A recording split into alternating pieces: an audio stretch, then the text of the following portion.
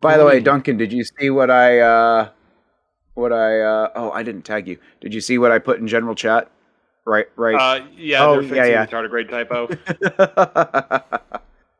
Let's see. Games, Star Trek, Reliant, The Drive. Jesus, Make I'm sure I looking have at all that. looking at San Francisco's weather because I'll be down there for the next few days. I'm actually going to be meeting with Zero. Oh, I'm going to see about KL2. I got to ask Zero if that's okay. We should see. Because, yeah, I wasn't quite sure if she was going to be comfortable with, like, doing a bunch of cryptic people, and then I might look to doing lunch with Kale. So for it. Oh, we have a Sal typing in text. By the way, Duncan, how's the audio on my end? No more buzzing? Nope, no more buzzing. Sounds perfect. Good. I was explaining to them earlier, I think I now know what that issue was, because remember, it was happening even when I got the new headset. The audio jack, the front panel audio jack on my case completely died on me. So I'm now using a USB condenser mic. There you go. Yeah, I think that buzzing was a warning sign that the audio jack was on its way out. Yeah, I mean, I get a little buzzing on this thing, but I've got to basically give it an extra ground. It's just because the case isn't like super electronically insulated. Mm-hmm. I really like it, but it is a cheaper case, and it does provide a little bit of current throughout the metal shell, and that hits all of the audio jacks, even USB. Just to check, it can be heard, yes? Yeah, I can hear you. Interesting. Okay, there it goes. For a minute there, it looked like all the text channels on Discord froze, which is like the opposite problem of what I used to have. Oh.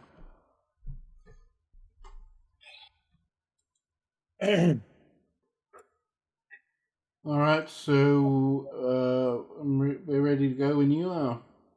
Right, I guess since Nick is not going to show up, sadly, we will go without him. Ready to record when you are. Okay, we're recording.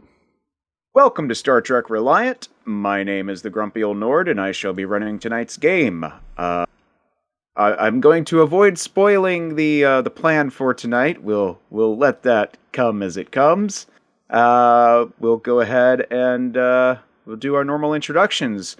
Star Trek Reliant is a live play of the Star Trek Adventures role-playing game from Modiphius, set in the universe and timeline of the massively multiplayer online role-playing game known as Star Trek Online.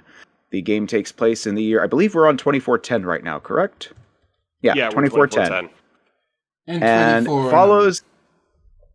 Well, no, that was the first... Yeah, I thought we passed 2409. Well, we started in 2409. We're technically in 2410 now. But yeah. Okay.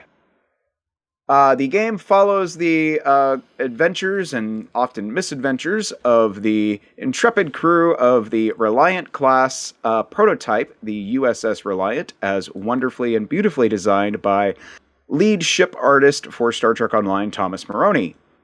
And she is captained by none other than... Would you like to introduce yourself? No. Oh, okay. I am Marcus Graves. Oh, I'm Duncan Idaho playing Marcus Graves. Also, occasionally Setsu Jigoro, as well as any tardigrade that happens to wander by the ship. And there are many, many tardigrades.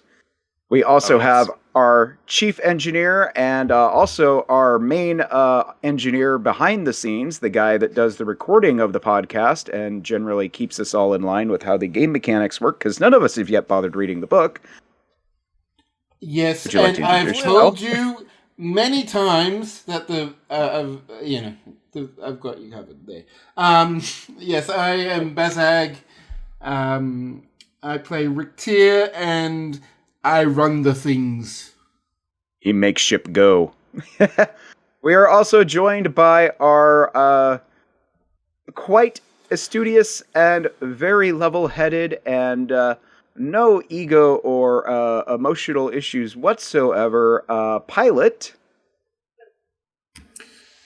Yes, my name is Geraldine. I'll be playing Kara Junrani. And the last... I mean, that actually is I'll just interject there. That's actually, like, we've got our hothead Tom Paris, but she's been the most responsible one lately. I know, I meant that to be like a sarcastic kind of funny thing, but I realize actually 9 times out of 10, when Karaju and Roddy steps out of line, she's right. And last but not least, we have our Tier 4 Diplomacy Bridge Officer, aka our Exchange Officer with the Klingon Defense Force. I'm JB, also known as Pirate Scum Gaming. I am playing the lovable rogue Charog the Pirate. Who has lots of grumba. Grumba for days. And we normally have... Go ahead. That's what he eats the cigars for. Cigars. Nature's natural remedy for irregularity. Oh, we would normally be joined by a couple others, but unfortunately they seem to be AFK, so hopefully they'll poke in a little bit later, and we'll go ahead and introduce them when they do. Without further ado, let us begin this episode of Star Trek Reliant. The camera pans in on the captain's ready room on the just off the bridge of the USS Reliant. It's early in the day shift. I know day-night doesn't really matter, when you're in space, going at high warp, traversing the stars and all that. But, Starfleet being Starfleet, they tend to keep a standard, Earth 24-hour rotation. Or actually, did they increase it? I can't remember. I vaguely remember a couple throwaway lines throughout the series that they go off a 26-hour clock. I can't remember now. Let's just be honest. All of us are on the day shift because nobody wants to deal with Delta shift. Exactly. So early in, we'll call it Alpha Shift. Early in Alpha Shift, Captain Graves is in his ready room and he's perusing the reports for the day, probably sipping a cup of Ractigino or whatever he gets his day started off with. And as he's perusing his, his incidentals and his files and everything, there's a chime at the door to his ready room. Come in. Door slides open, and you see Ensign Mary Shepard step in. She nods to the captain and says, if you'll pardon the intrusion, but may I have a word, sir? Of course, Ensign. And she hits the panel to shut the door, and she hits another button on the panel to make sure that it is locked and cannot be opened from outside. She quickly glances around the room and takes a seat across the desk from the captain and says, I understand that we are making our way toward our next assignment. There is something you should know, and I imagine you'll probably be hearing from the chaplain as well. But I am detecting something in the way, and I cannot make out what it is. So, it is... what we're probably talking about is some kind of being, correct? Yes, it is... there are thoughts, there is a presence, like an emotional there-ness, but when I try to focus on it and determine what it is, it'd be like if Waitley were to try to read me. There's nothing there. And this concerns me. But I felt you should know. Let's put it this way. It's directly in our flight path, correct? Correct. Graves taps his comm badge. Graves to... wait, who's on comms at the present time? Could be Kara. I was going to say, Graves take a guess. Jinranri. I've got two choices here. Graves to Jinrani. Jinrani here. Could we make a slight alteration to our flight path? Just put a gentle curve, just a few degrees. Let's just say 5. There's something that's potentially in our flight path, so let's see if we can just scoot around it. Okay. Jinrani does so. She turns the ship slightly. less lazily to the left.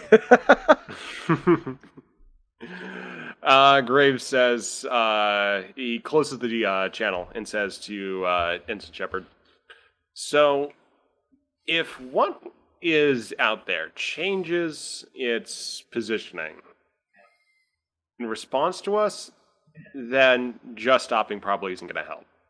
It likely wants to contact us. She nods and says, in fact, it probably will be unaware that it has been detected. If my theory is correct, I am going to go check on something to see if my theory is correct. And there it is. Waitley is now detecting it as well. I'm going to skedaddle, I believe is what you humans say, and go see if my theory's right. And she gets up and dismisses herself without even asking permission. Graves simply nods and says, keep me informed of anything that is mildly dangerous. About that time, Mary nods. About that time, there's a beep on Graves' communicator. This is Chaplain Waitley to Captain Graves. I need to speak with you. I'm sensing something out there. Anything more specific? I think we have drawn the attention of someone we do not want to. And about that time, Graves hears Mary on the bridge, and Kara and everyone else on the bridge hears her. She has come out of the ready room, and she's gone over to a little side console station right next to the ready room. And she's typing away, and then all of a sudden she goes, "Ha! I was right!" Waitley says, "What was that?" Something on the bridge. Do you want to just meet up here? On my way, sir. All right.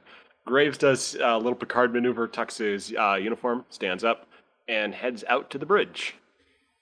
Gianrani looks over his shoulder. Hey, Captain, I just got a message from the trio down in the ship, and they said that they're sensing something up ahead. Something about a really huge ego? Yes, I Graves love just that. has a... Graves... Okay, so Graves at this point just goes completely blank. And I'm going to say it'll take a roll for people to read this particular expression. All right. I'll pass. This is not Kara's best skills anyway. I'm going to go ahead and roll for Waitley. What's that? Rick, it will be in engineering, so he wouldn't be there to read the... What would the, I'm guessing, Insight command. And Insight command. So 15 for Waitley, as he is now coming on the bridge. 3 successes! Hey, Waitley got us a point of momentum. So the one phrase that Waitley gets very clearly is Graves thinking, "Oh, that son of a bitch." Ah, I see you have put 2 and 2 together as well. So, but it's Graves as very irritated and just not looking forward to this, like an uncle just deciding to drop by. And not a particularly favorable uncle. One that may have stolen your car at some point. It's that kind of uncle. It's the uncle who keeps inviting himself to family events, despite the fact that he very pointedly wasn't invited. So Waitley walks on the bridge, sees us, he says, "Ah, I see you've put 2 and 2 together as well. When's he getting here?" You guys know something about this big ego the trio was telling me about? Possibly. About that moment, everyone hears this, how would you describe the sound? It's like a high-pitched swoosh, and there's a flash of bright light as a very familiar face, dressed in a captain's uniform, appears directly next to Captain Graves. Pale skin, ruggedly handsome in a, wow, you watch way too much 80s porno kind of look. Tousled dark hair. Says, "Au contraire, Capitan." Oh, wait, wrong captain, never mind. "Ah, Graves, long time no see," Q says. Ah, And so that's what Jessaro meant about a big ego. Graves just nods, says, "Well, I'm afraid we can't offer you any canapes here, but maybe a couple light years over, there's going to be some loose women you can try to hook up with this time. Not with me." Yeah, I'm definitely No. not in the mood either, Yeah. just so you know. But I thought we'd revisit. Also, how did you know I was coming? Oh, Waitley, I believe your name was. I don't recall us interacting much last time. Well played, good friend. Well played. Waitley just kind of, yeah, is like, and meanwhile, Mary just kind of slowly starts nonchalantly making her way off the bridge. Q turns and looks and says, but none of this. It is the holiday season. We must celebrate. He snaps his fingers. I want to just throw go in ahead. one more thing right here. Go At ahead. this very moment, Setsa walks onto the bridge with a data pad in hand with what she believes a very interesting scientific analysis that she wants to show Graves. And she just looks up at Q and just the entire situation just sort of freezes for a second. And then Q does what he is going to do here. He snaps his fingers. Everything goes into a bright flash of white light. And all of a sudden it's very cold. As you are now in the Winter Wonderland. In the big, precious gazebo that we all know and love from Star Trek Online. And that delightfully cheery voice says, "Don't you want an Eppoh friend?" And you find you're not the only ones there. There's snowmen coming down all 4 lanes! The entirety of the crew that was on the bridge is there, as well as Rick Tier and Chorog, who are down in engineering, as well as probably a few other ensigns and crewmans from engineering. Ged is there. Let's see. We can throw in random ideas for who Q grabs to bring to the Winter Wonderland. It wasn't restricted to just people on the bridge, but basically anybody that is important to the running of the ship. Well, in addition to everyone else, there are 3 somewhat confused rat-like creatures about 2 feet tall, huddled together, wearing very strange Starfleet uniforms.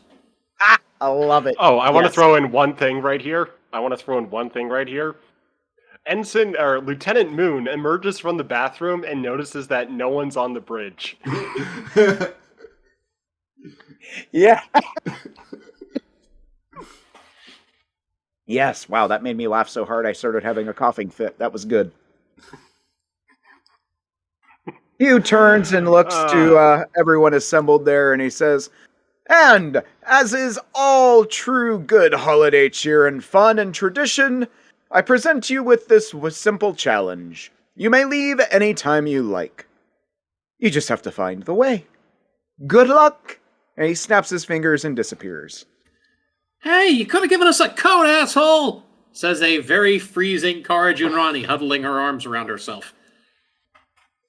You notice a very confused Rick Tier who had been staring down at a pad and then just sort of just got this blank and started blank look as he looks confusedly around. Who what? Grimnir, who was Graves go ahead. Graves pinches his nose, looks to Waitley, and says, "You don't get the sense of any small, short humanoids with goat legs, do you?" Unfortunately, yes. Wait, what? Oh god, he's done it again. That we were done with this particular... Grimnir, who was behind the bar in Club 47, is standing there polishing a mug as he is wont to be seen, and he stops, he looks around. Bloody hell, not again! Kara just goes over to the trio and starts cuddling the rats for what little warmth there is. About that time, you guys hear a deep masculine Orion voice say, "Did I hear somebody say needs a coat? I have plenty of coats for sale. Step up. Step up one and all. Let me see to all your tailoring needs. Graves says, sorry, just clearing my throat there. Graves says, I'm fine. Anyone else, though? Setsa? Setsa just continues to stand, just sort of data pad in hand, more or less rebooting. By the time that the Graves are out of words are out of Graves' mouth, Kara's already in a choo-choo sweater, and the little ratkin are also in red, green, and gold sweaters. Rick, it's just took a bit longer to finally start, but he seems to actually, start to do something now, and gets a Gorn sweater, an ugly Christmas Gorn sweater. So the Orion tailor sees to everyone's needs. Trog is looking around thoroughly confused. He's never been here before. Where are Graves we? Just what pushes. It'll take a while to explain. Graves pushes Setsa to the Orion tailor and basically says, outfit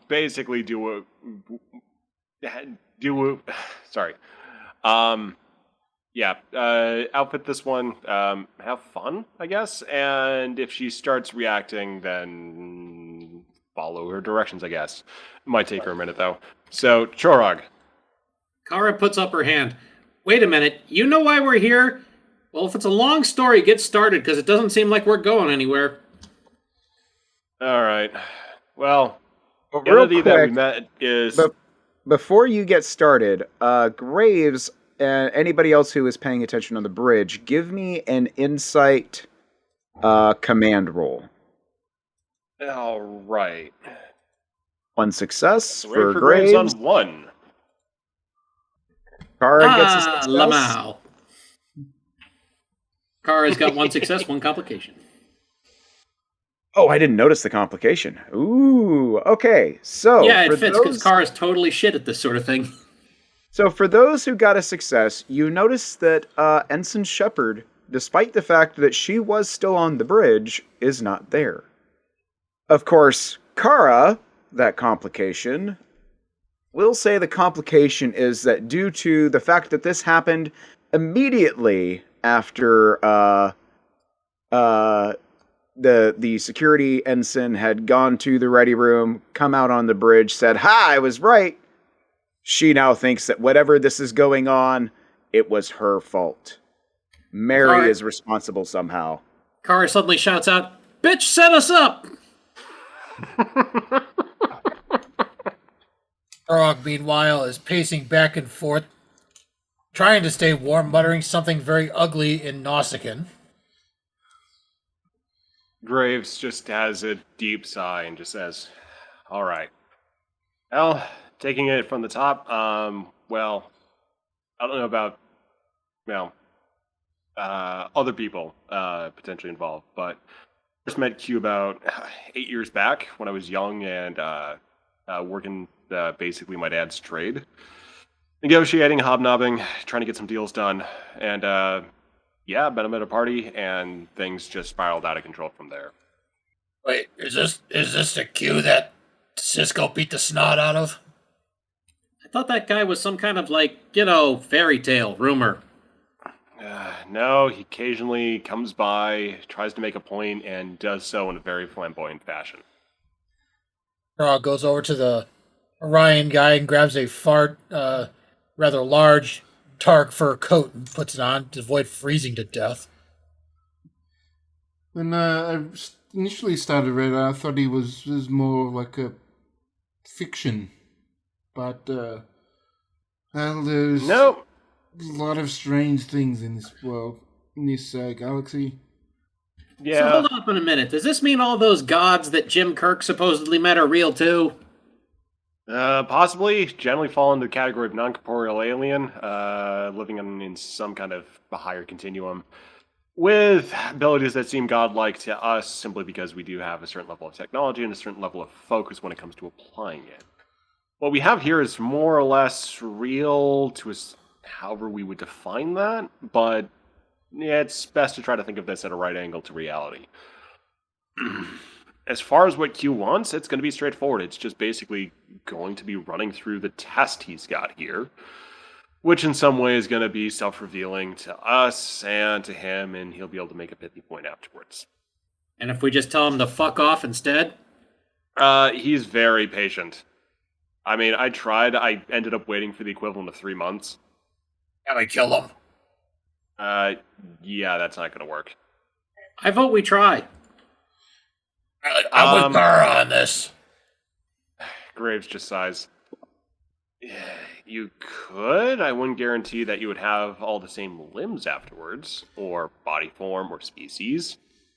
I've read about some of the Q weapons, and weapons that are essentially phaser damage could destroy entire systems, wipe places off the map, create massive anomalies, gravitic, dimensional, temporal, everything. Yeah, so we're not going to go that route, because if Q really wants to prove a point, he could absolutely prove that point. Although I think, given his current mood, he's just as likely to turn Chorog into a baby Targ. Kara deflates. So you mean we're at the mercy of a near godlike madman with a huge ego? More or less, but it's kind of in good spirits. He turns me into a baby Tark. I'm gonna run up his pant leg. Kara giggles. Graves has a thought of, like, would Q actually enjoy that? And comes to an answer of, I really don't know, and I don't want to think about that question further. I was going to say the answer should be, I really don't want to know. So, let's see. So Graves says, so goal is just to find the way out. It's going to be a question of recognizing it, finding it, working together, dealing with some kind of fantastical problem here, and we'll just be lucky if this isn't Lion Witch in the wardrobe again. Kara looks around and calls out softly, Mr. Tumnus? Yeah, I haven't seen him yet, so I'm hopeful. Is this what, a literary reference? Oh. Yeah, Q has a penchant for that. Like here, this is... he just sort of gives a sweeping gesture to the gazebo area and says, this is based on Earth winter traditions, particularly Christmas and associated other holiday festivities.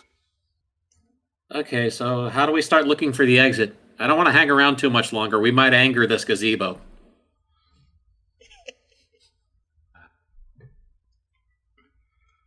Grimnir just casts Kara a very stern look, but doesn't say anything. Wasn't there something about someone thinking a gazebo was some kind of monster? Grimnir's stern look gets very, very concentrated looking, and he just starts flopping into the snow. Well, we're dealing with an asshole god, so... I don't want to see what he considers funny. Think of it a mix of Loki and Dionysus, and we should be fine. Shit, where's the wine then? Waitley just kind of winces and says, knowing everything that I know about Loki and Dionysus, I don't know that would be a combination that we should be looking forward to encountering. That being said, I do believe you are mostly accurate. Well, might be some good eggnog around here. But I guess we can just talk to the locals, see if there's anything in particular that we should be paying attention to. Our way out's likely going to be associated with that.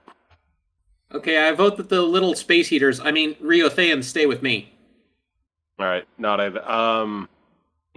Graves looks to the Orion clothier and Setsa to see what he's doing in that particular area. What would Setsa ask him for? Setsa's still kind of catatonic, and the clothier's just been given directions of dress this one up. I will leave it entirely to you for what that man has come up with. Basically, he's giving the DM license to be evil. I know. I don't like that because I already have lots of evil in mind. I mean, this Winter is just a bikini. lesser... It's warming. Oh, No, that's if it was Grimnir, not Q. Difference being? She definitely gets a tardigrade sweater. Absolutely definitely gets a tardigrade sweater and an overcoat and just layers upon layers because she's not really telling him no or stop, so he just keeps adding. So now she's kind of just standing there like the little brother, what's his name, Randy from A Christmas Story. T-pose because she can't bend her arms down. yeah. So she sort of starts blinking and says, Where are we? Who is she? Is she asking the Orion? no, she just issues that as a general statement. The Orion says, "Oh, my dear, you're in the greatest place in the entire galaxy. You're in Q's Winter Wonderland. Go frolic in the snow, play the games, have fun." Setsa slowly turns to the others, just sort of like wobbling a little bit as she adjusts her sense of balance. Yep, that gift right there, exactly. Anybody who's ever seen the movie A Christmas Story, when the little brother gets decked out for the snow day, and he's wearing the big red overcoat, and he's got the scarf wrapped around him, and he can't bend his arms now. That's exactly how Setsa's decked out. Somewhere under there is a tardigrade sweater, though. Kara looks over at Setsa and gently holds out Neen. Want a space heater? Setsa takes Neen and says, Thank you. and she just sort of nestles it sort of at the front of her coat. So Neen's just sort of popping out from around her collar. Do you think these games, festivities are the key to getting out? Yeah, probably. So let's have a look, see what we can find, and, well, maybe have a little bit of fun while we're at this. It's pretty tame by comparison. Captain, there appears to be some kind of village over there. I think we should maybe go check that out, see what we can find. All right. Graves takes a look around to see what else is available to his crew.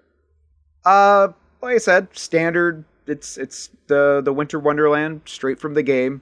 In fact, I'm almost tempted to say, in fact, you guys almost need to like rub your eyes and make sure you're seeing things right, because not only is just the lighting here just surreal and almost not realistic, but there's also this sense of like almost like you're looking at like an animation as opposed to real life. A wise man can hear profit in the wind. Oh my god. That was almost perfect. Holy hell.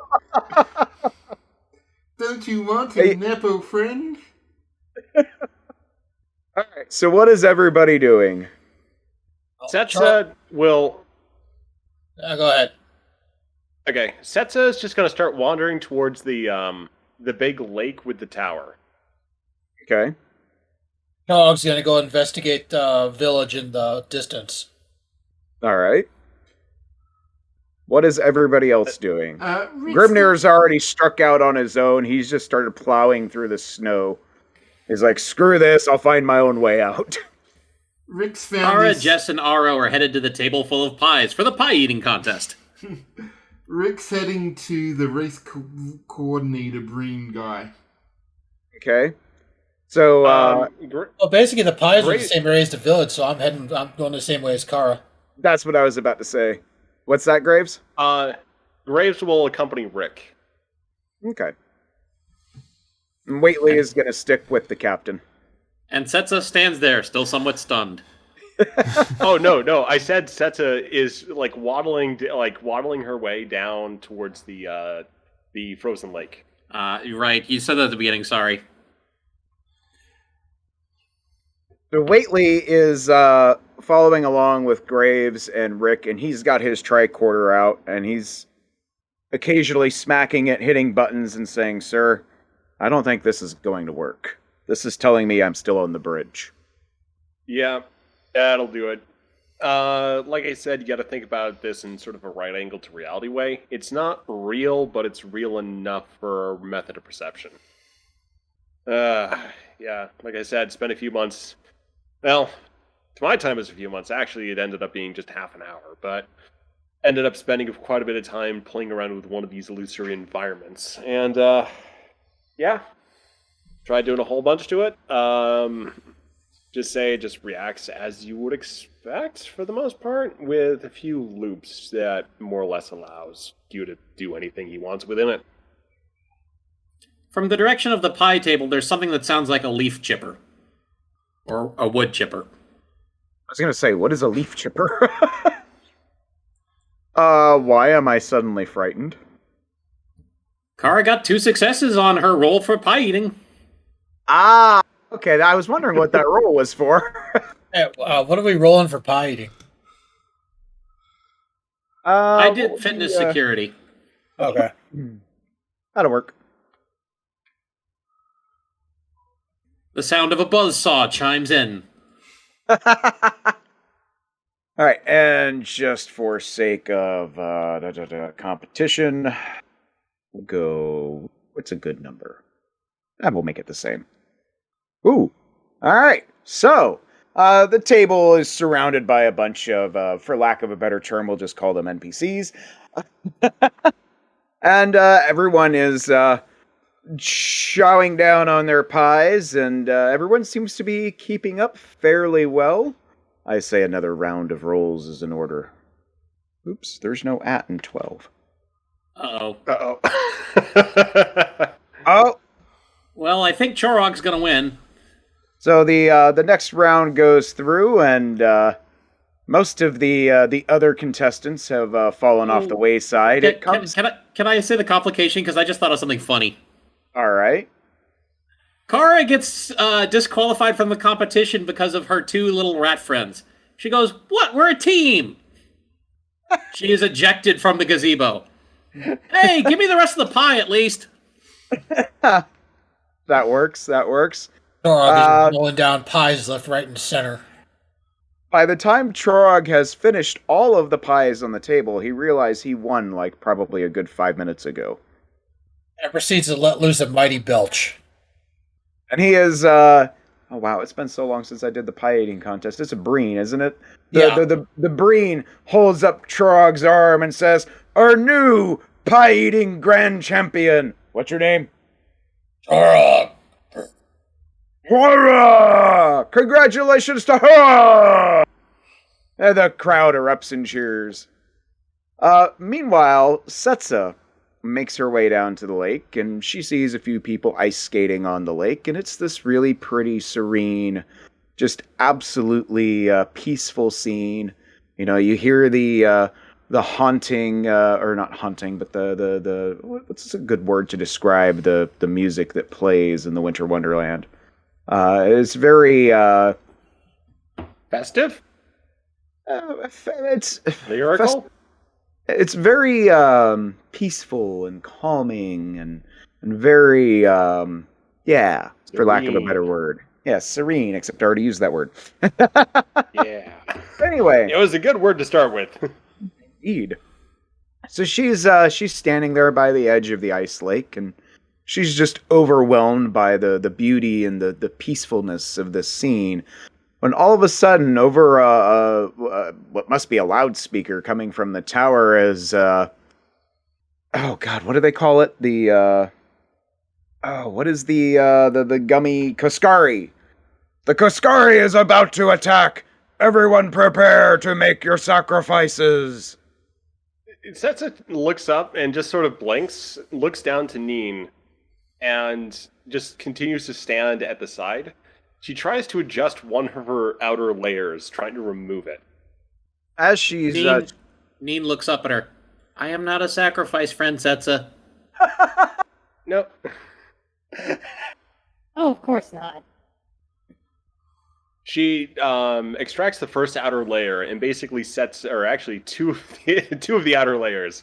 She kind of gets down to a mid-level of coverage, and kind of sets everything up as sort of this little hut for Neen, Okay. made out of coats and scarves. As she's working on this, she notices out of the periphery of her vision a number of people of various species and makeups have come down and are now skating on the ice, but they have these big giant spiked gauntlets in their arms and they're punching through the ice and grabbing what appear to be giant living Swedish fish and then taking them to this big brazier in the middle of the ice lake. At least most of them are grabbing like fish. Except for one unlucky Ferengi who nearly gets swallowed whole and has to wobble her way to the bowl. Does Setsa get a smell of the fish? Smell of the fish. From this distance. Yeah, I'd say you're close enough. Yeah, you can smell them, and they definitely smell more saccharine-y than they do fishy. Setsa kind of has this, like, Ibby have a thing for seafood. She also has a thing for sweets. So the combination of sweets and seafood are just kind of like poking at her brain like, you want this, you want this, you want this. So she sidles over to, as well as she can on the ice, to one of the participants and says, hey, I'm, just a sec. Hey, I'm new here. Can I take part too? Yeah, go talk to the Klingon over there. He'll give you a basic gauntlet you can use. From off in the distance, find honor or a good death. Kapla! Yes. Setsa bows her thanks and hurries over to the Klingon in question. As she's making her way over, suddenly there's a giant roar from beneath the lake as the ice shatters and shards of ice go flying everywhere, and this giant, massive, gummy, for lack of a better word, lake dragon bursts forth from the ice and starts spewing freezing cold everywhere, barely missing Setsa as she's making her way, and she gets knocked over. See, the smell, though, has implanted one thought about her impression of that giant serpent is, I want to make burgers out of that creature. Give me a damn gauntlet or a weapon. The Klingon, who's just a few feet away, sees her, and does she actually say that, or is that just in her head? That's just in her head. It's just an impulse that's just kind of working around. It's not like fully controlling her, but it's definitely something that she's feeling aggressive towards these fish. She has the look of a warrior. The Klingon takes notice of her, and he steps over, and he reaches his hand out and says, "Get up! Fight! Ah, you've come unarmed! You are truly courageous and honorable! Here!" And he puts what appears to be a pistol of some kind in one hand, and he hands her a gauntlet and says, "Go fight for glory and honor! Kapla!" Kapla! And she just kind of runs and just sort of does a light jog into battle. All right, we'll come back to Setsa in a minute. Excuse me. So, Graves and Richter and Waitley, where were they headed toward again? Ice for the race. Ah, that's right, the race. All right. So you go walking and you encounter this breen that is standing by what is very obviously a racetrack.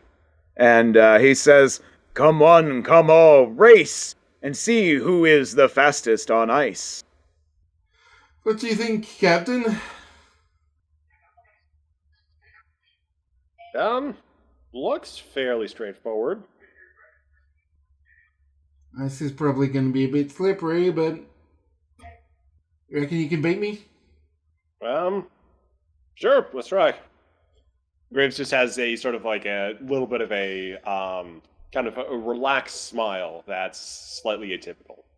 And like you get a weird sense from Richter. It's sort of like he's having a bit of fun, but there's also a bit of work to it as well, if you get what I mean. So like one of the work dinner kind of vibe. So I'm guessing for a race like this, it would be fitness and command would be my guess. All right. Yeah, I would say you gotta.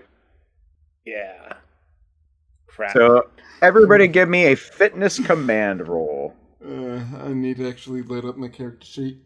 It's pretty good, but I don't know the exact numbers. Graves is good on command and not so much the fitness. Rick's good on both. It's 14 in total. Ooh.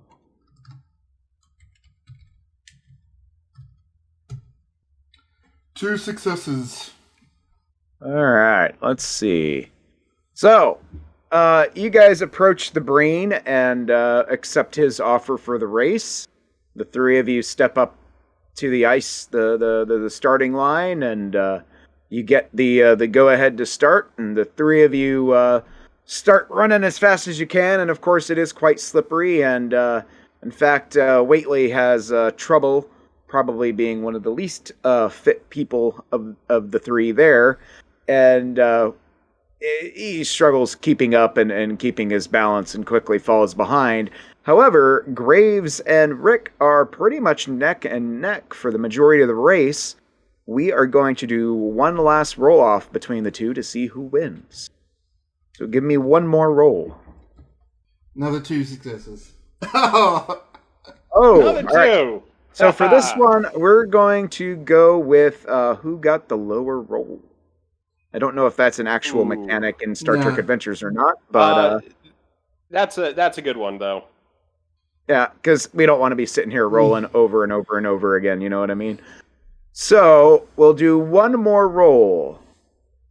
One die. Actually, if we go by lowest rolls, Rick's already got it because he got 7 and 8 versus 2 11s for. Well, yeah. But I was going to say, well, we'll do one die between the two of them. Whoever rolls lowest wins. Okay. Okay. 17. Damn it. 16. So they're neck and neck for the majority of the race, and then right at the end, Graves gets that little burst of adrenaline he needs and just barely crosses the finish line about an inch before Rick does. Bells chime, whistles go off. Excuse me. Go ahead. Graves spins around and just basically, with his momentum, basically does a little bit of a moonwalk as he's coming off of the course there and says, very good try, Rick. Almost got me. But, Street Kid edged it out just by that little bit. If I didn't lose that last bit of grip on the ice. Waitley finally catches up and says, what is the saying, Captain? Whether it be by an inch or a mile, winning is winning? Either way, I lost. Let's get the hell out of here. Well, let's see. Graves looks around to see if there's any prizes to give out. When you go back to the Breen, he says, yes, congratulations. Here is your victory token. And he hands you what essentially looks like a little glass Christmas tree ornament that is green. Graves is actually slightly touched by it. It's like, thanks. All right, let us get back to Setsa. Setsa now has some sort of pistol in one hand and a small spiked gauntlet on her other, and she is face to face with the Koskari, who is now started looking at her awfully hungry-eyed. What does Setsa do? Setsa fires the pistol. Indeed. Give me a... what would that be? Daring and security? Control security for range. Control security. Okay. Give me a control and security roll. 2 successes. Let's see. Oh, it's been so long since I've done combat. I can't remember how combat works. Would it be equivalent to that was a ranged type attack 1 or type 2 phaser? Probably a type 2. Okay, then just use the stats for that, which I believe is 2 plus command security for the attack damage. which D6s. All right. So Setsa, what's your security? 2. So total of 4 D6s. Roll them. Ooh. So that's just 1 stress, which isn't much. no. What is the FX result? If there's a special ability of the weapon, then it triggers whatever special. Okay. ability. So in this case, it would be cold damage. So we'll say, all right, that'll work. That makes things easy. All right, so she pulls the trigger. She hits. The Koskari growls and unleashes an unholy wrath of cold frost breath upon her. And we'll go... here we go. He gets a success. Or he hit. The Koskari gets a success. He hits. And he will... Let's see. Yeah, 4 or 5 for security would be appropriate. So it'd be 5 or 6 D6. Let's see.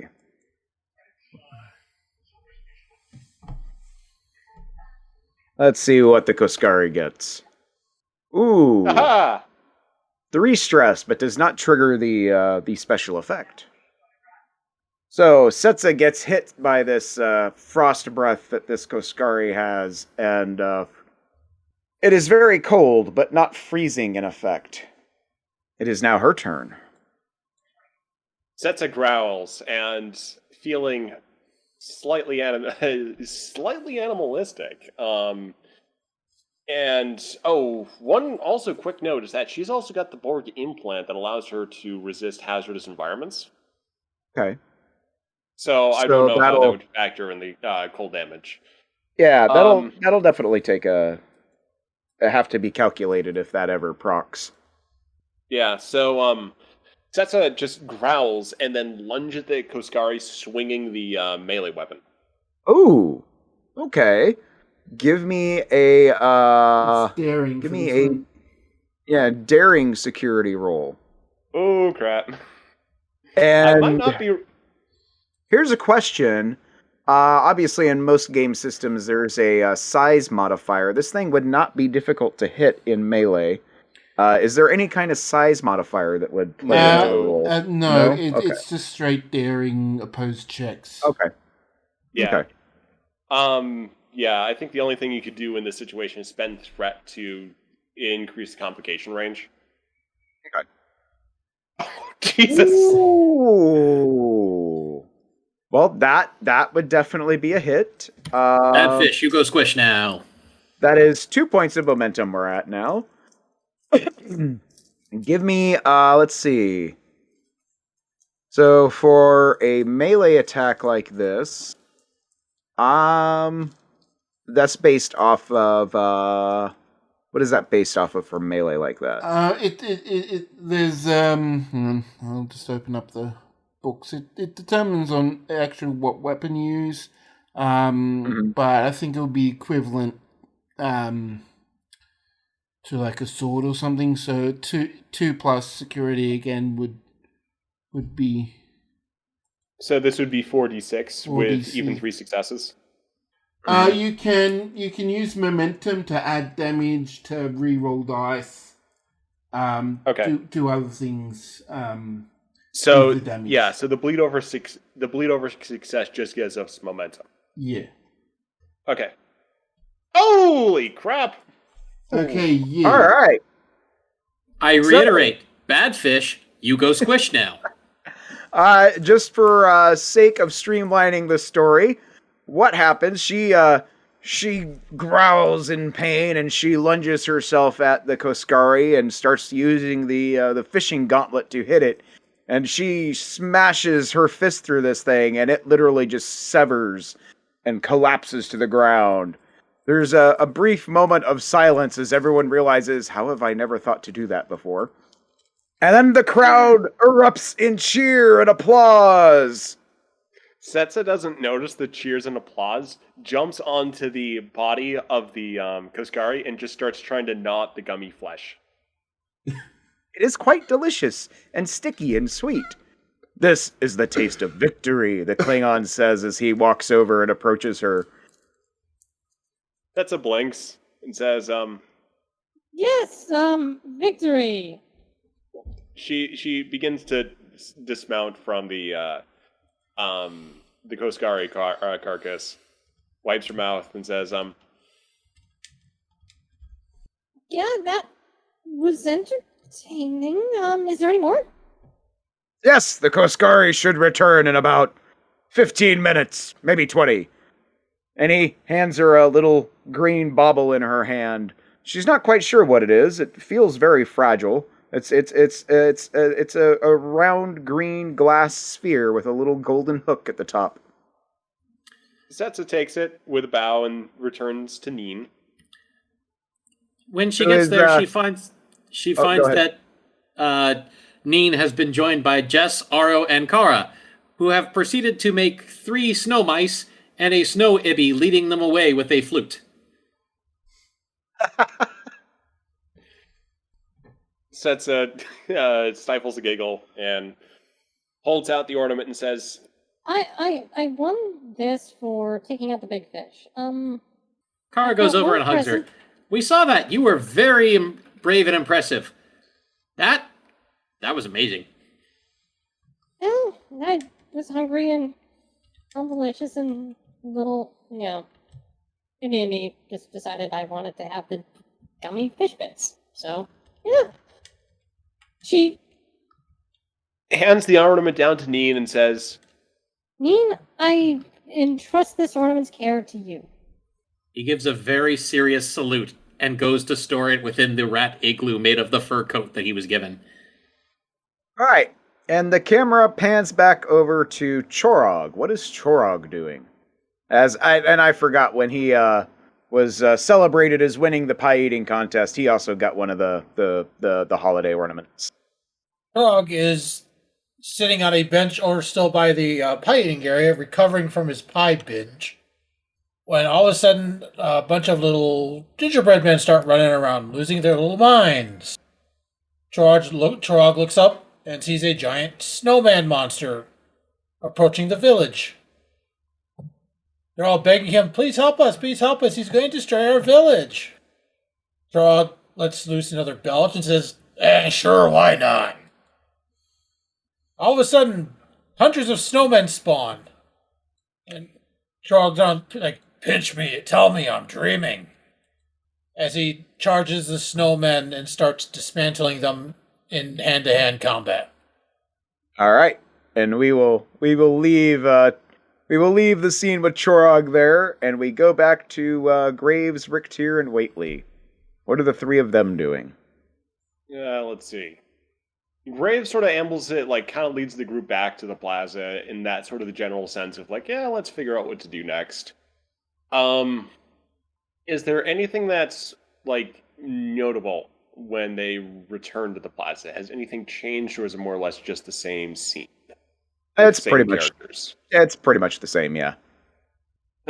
Graves sighs, just says, well, let's pick up the pieces here. Somehow, any ideas for what to do next? Oh, this ornament thing. I'm rather curious by it. Can I have a look? It's nice. Sure. Graves hands the ornament to Ricktier. And Ricktier sort of starts examining. Is there something special about it? It's a probably about 4 or 5 inches in diameter or circumference, whatever the word is for the size of a spherical object. It is fragile-feeling glass that has been painted green and has a metallic gold little hook at the top of it. Does not exude any sort of mystical energy. It doesn't seem to have any inscription or anything on it. Just a standard green glass golden hooked ornament.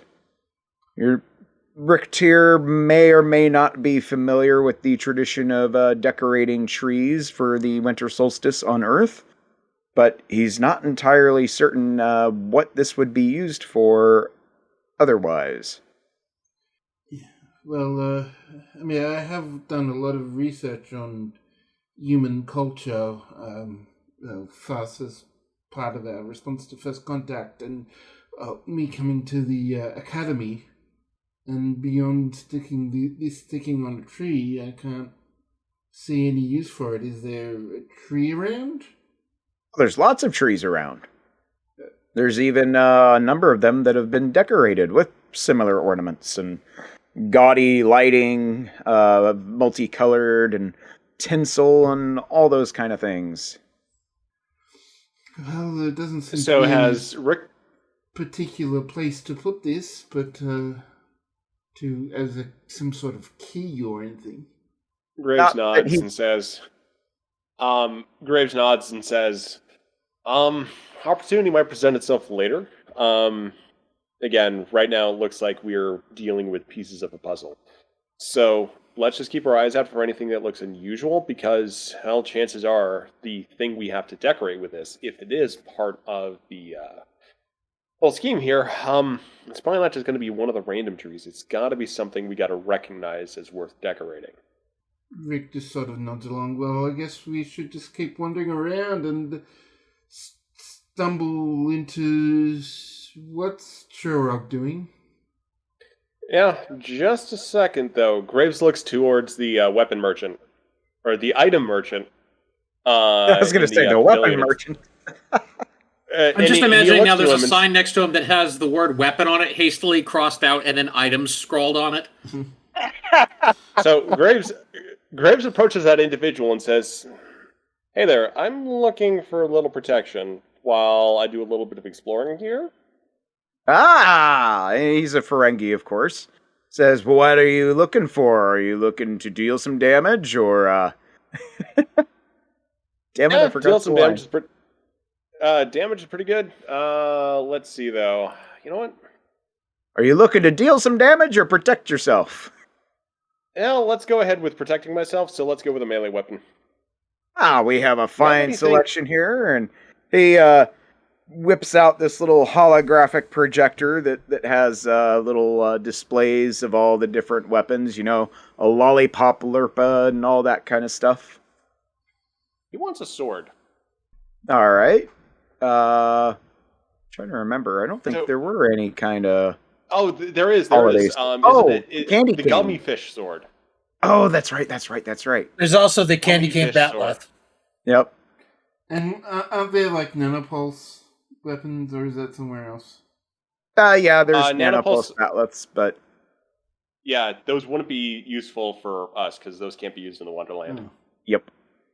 So he opts for the gummy fish sword. Just sort of gives a curious look, flicks it around for weight and balance, and just sort of nods a little bit more happily and says, "Yeah, this'll do great."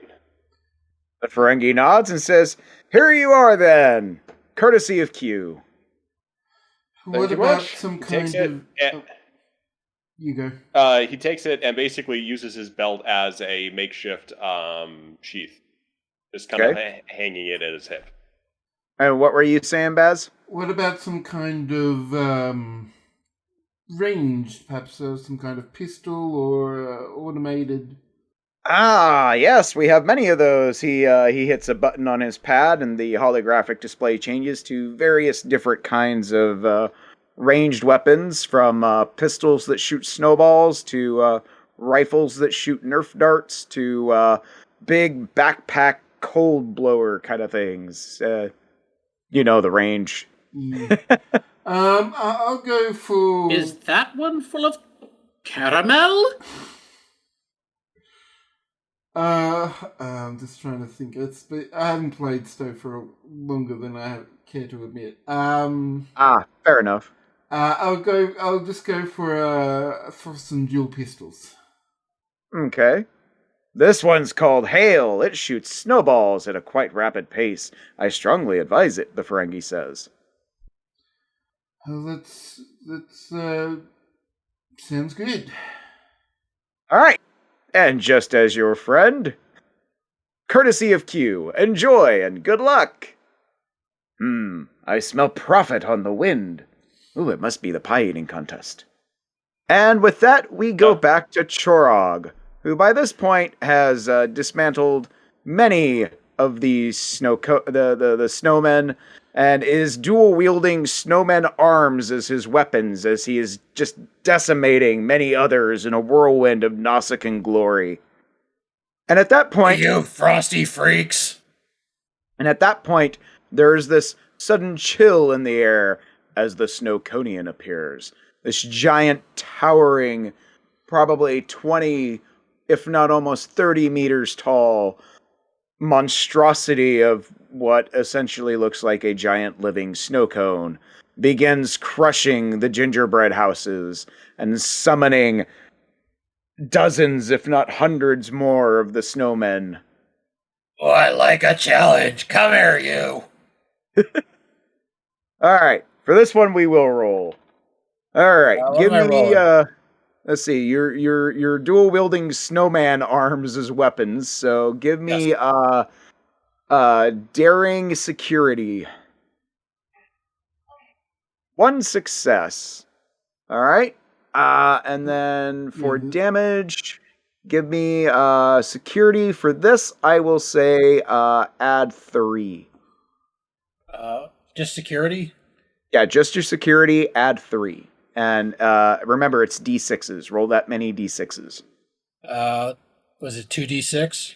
But what's your security? 2. 2. So add 2 plus 3, so 5. 5d6. Ooh. Oh, snap, son. Okay. So you do a chunk of damage to the Snowconian there. And the effect that I am going to give the weapon that you're using, the dual wielding snowman arms, as you have struck fear in the hearts of the other snowmen, and the Snowconian stands alone against you. He is now going to take a swipe at you. Oh, wait. It's just you and me, big boy. And, yeah, we'll give him a good roll. He gets 2 successes as he, excuse me, as he, levels his, oh god, it's been so long since I've done that one. I can't remember what the Snowconian uses as a weapon. He's got a giant fork. Yeah, he has like a Oh, like a spoon or a that's fork or right. something. All the snowmen have suddenly found more important places to be. That's right. That's right. He's got the the Snowconian staff. Let's see. So we'll give that Fork of Destiny. Ooh. He so you get a good hit on him, and he turns and looks at you and lets out this big giant guffaw as he just takes this giant fork, chucks it at you like a spear, and it sends you flying through a gingerbread house and into a snowbank, and you pass out. We cut to Setsa and Kara by the side of the lake. She is Setsa is just eyeing the lake, tail flicking. Thoughts of the sweet, delicious fish, still sort of poking at the back of her brain.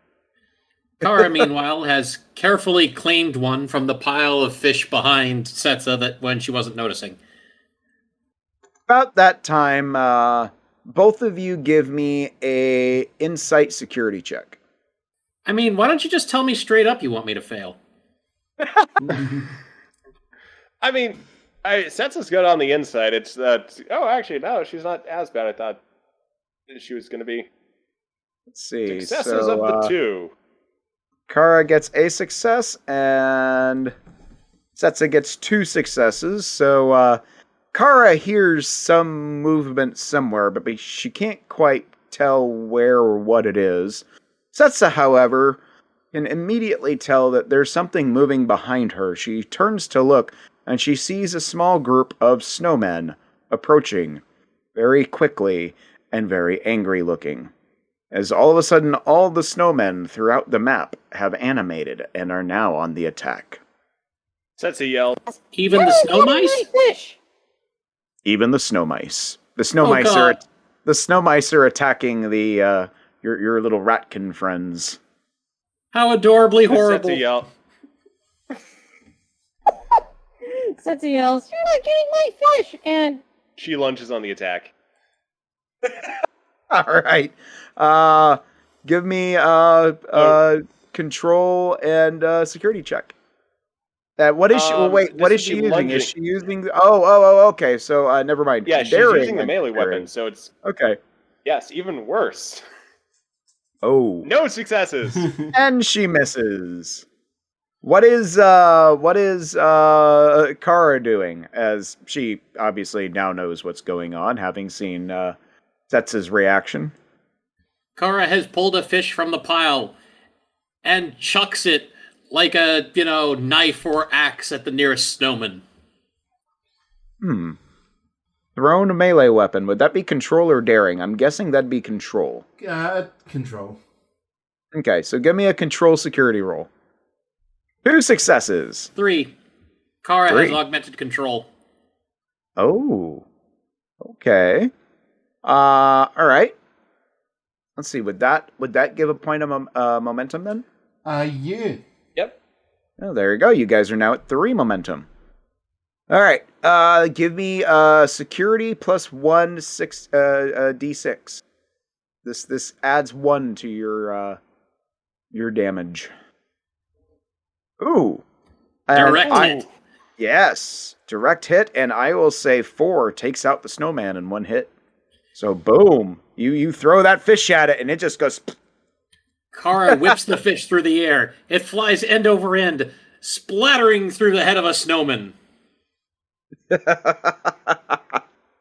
right, and we will go back to Waitley, Richter, and Graves as they're looking around and deciding what to do next. All of a sudden, the snowmen throughout the little valley that they find themselves in are animated and attacking the people, and they can see Setsa and Kara going on the attack in response over by the lake. Graves basically plots a line between them and the Ibby and Ryuthians, and basically goes on the attack trying to get to them. Yeah, Rick follows soon past, just trying to take out any snowmen in the way as they start heading towards. So here's a question for Nord.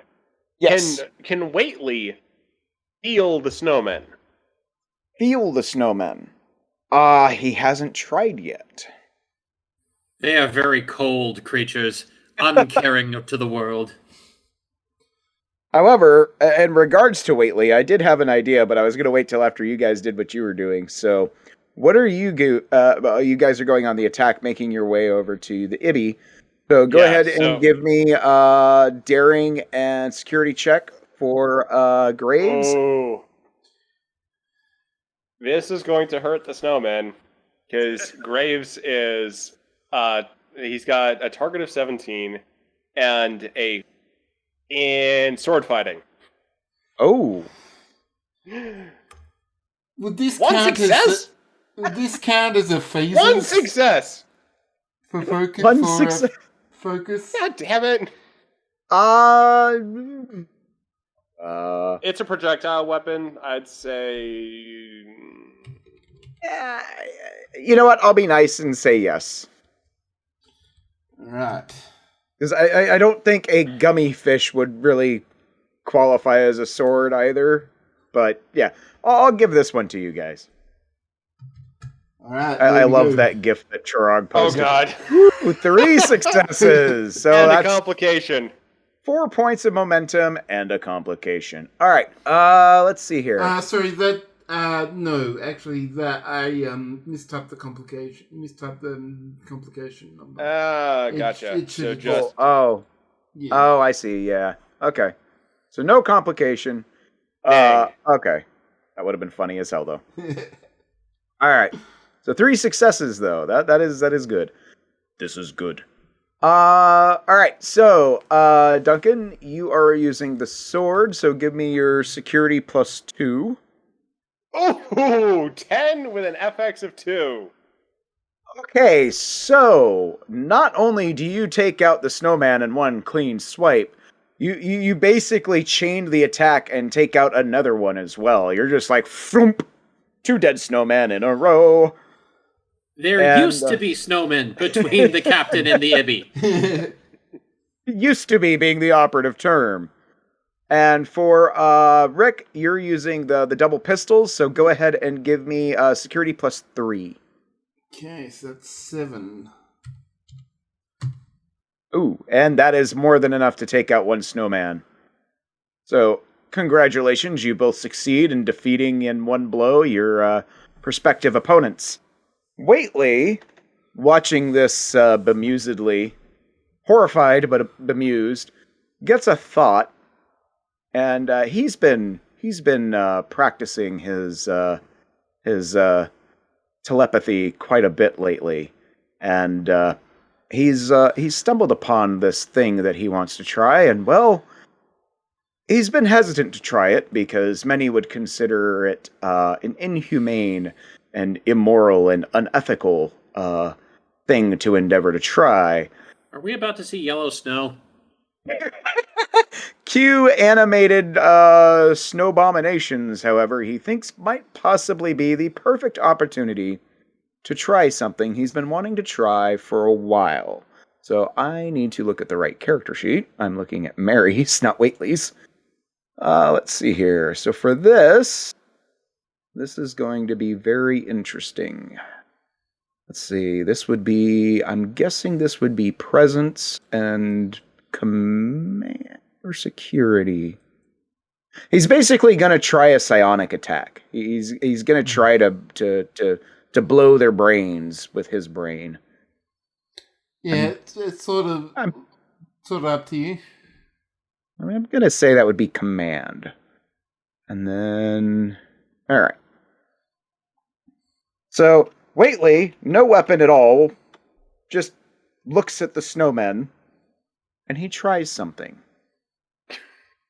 And fails. No successes. Oh, that's funny. Waitley gets this very serious and stern look on his face. The snowmen look at him and are like, is he trying to like scare us? What? And then the snowmen attack Waitley. So we will do the attack on Waitley, and for them we'll go with that. Oh, and they miss.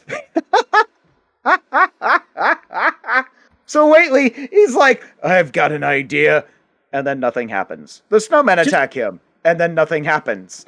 Just because it's funny, I should point out that in the background of this shot, not even in focus, the trio of Riotheans watched Waitley do this, watched him fail, turned to the snow mice, try to do the same thing, and the snow mice all explode. But this is all slightly blurry because the camera's not even focused on that. Right. Like there's just there's just like a somewhat like awkward mass of like, you know, like Waitley just like trying to fend off snowmen, the snowmen just like impotently trying to like grab him, and it's just like a very undignified attack scene. It's just like, what the hell did we just watch? Graves turns and it's just kind of like dumbfounded, like, should I help? Waitley's just like, I've got this, Captain. I can do this. Graves shrugs and says, cry out if you need any help, and he makes his way down towards the Ibby. All right. Let's see. Waitley is going to try again. Oh my god, that was too funny. Waitley gets that stern look on his face again. And he succeeds this time. I was really hoping for no success, one complication. Waitley gets that stern look on his face, and he's the one that pees himself. So for this, yeah, I'd say it's command. All right. Ooh, this could actually be very bad. Ooh. So, Whately gets that stern look on his face again. And this time, something actually happens. The evil snowmen monsters are watching him do this again, and they're still trying to figure out how the hell they didn't get him, even though he's like not even really defending himself. He's just standing there. They're just like, what? Oh, he's doing it again! What? And then all three of the snowmen's heads that are attacking him just go as the snowmen heads literally just implode. As if struck by a gummy fish. Whately grins and says, I was right. It works. And we cut over to Kara and Setsa. Or no, I'm sorry, no. We cut over to Chorog. I almost forgot about Chorog. How could I forget? Chorog comes to. He's still got the giant fork holding him down in the snowbank. And he's covered in snow and pieces of gingerbread house. He looks around and he doesn't see the Snowconian anymore, but he sees lots and lots of snowmen who have apparently not taken notice of him yet. Frog slowly begins to sit up and knocks the fork out of the way. Looks around. It definitely smarts where he got hit, by the way. It's very sore. Oh, I'm going to feel this in the morning. Ugh. I got my ass kicked by a snow cone. He looks around. He finds some what looks like licorice rope in the house that he landed in. Okay. He picks up the licorice rope, looks at the snowman arms, looks at the licorice rope, shrugs his shoulders, and begins lashing the snowman arms together to make like a staff-like weapon. Okay. That'll work. And gets up, dusts off the pieces of gingerbread that are stuck in his coat. Sees a couple of gingerbread men looking absolutely horrified. They just crushed their house. Just looks at him, shrugs his shoulders. Sorry. I mean, technically it wasn't his fault. The gingerbread guy looks up at him. Oh, it happens every year. Yes. Wait, there's Noskins coming here landing on houses? Well, not you specifically, but the house getting broken happens every year. Again, Shrog just shrugs his shoulders and sees some snowmen that haven't noticed him yet. Begins to stalk up behind them. And with one mighty swing of his double-armed, no pun intended, weapon, demolishes them in one single blow. All right, give me a roll. All right. The daring and security. Daring security. All right. Daring. Oops.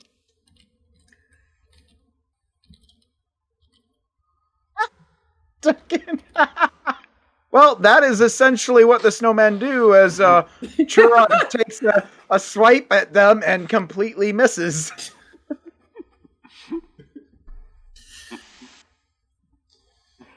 Churok swears very loudly in Nausicaan, drops the weapon, and says, okay, that's it.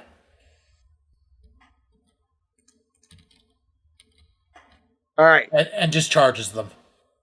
All right. And we will cut from Chorog to Kara and Setsa there.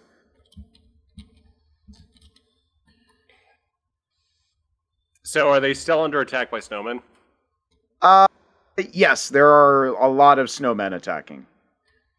Kara has formed a perimeter around the Riotheans and keeps drawing fish from the endless pile that Setsa has caught, chucking them at snowmen.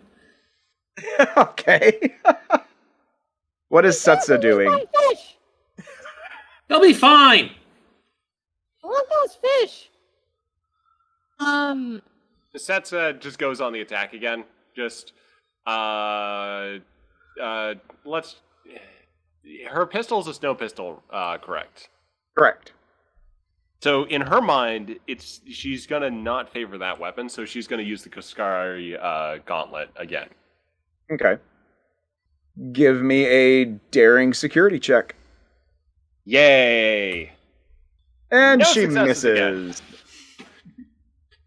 And for Kara, again, give me a control security check. Throwing fish. 1 success thanks to the augmented control. 1 success. All right. So she hucks a fish and it barely hits one of the snowmen. Go ahead and give me a damage check. All right. She wings it. She wings it. It's a bit stunned in the back of the head. About that time, I was thinking she hit it from the front. She knocked the carrot out the back, and now it's got a fish nose. That'll work. That'll work. I like that. About that time, go ahead. Bastard, he's got my fish! About that time, Graves, Rick, and Waitley get there. So we have now reunited most of the team together. So Graves identifies the one with the fish kind of halfway out of its head and goes on the attack. All right. Give me a roll. Daring and security. Oh, come on, Graves. Come on, Graves. Got something good here. 2 successes. 2 successes. So that's going to be 7 for the damage. Boop! 6. Ooh. I would say that is a successful roll and 2 FX procs, so I will say he successfully injures 2 of the snowmen. Just And one injures? good swipe. He didn't do quite enough. Well, okay, no, I take that back. He takes out one of the snowmen and hits another one. There we go. Rick will take on the one that's just been damaged and another one. Alrighty. So 2 successes. 2 successes for that. While Rick's doing that, Setsa lunges for the decapitated head of the snowman with the fish in it and grabs her fish. Okay.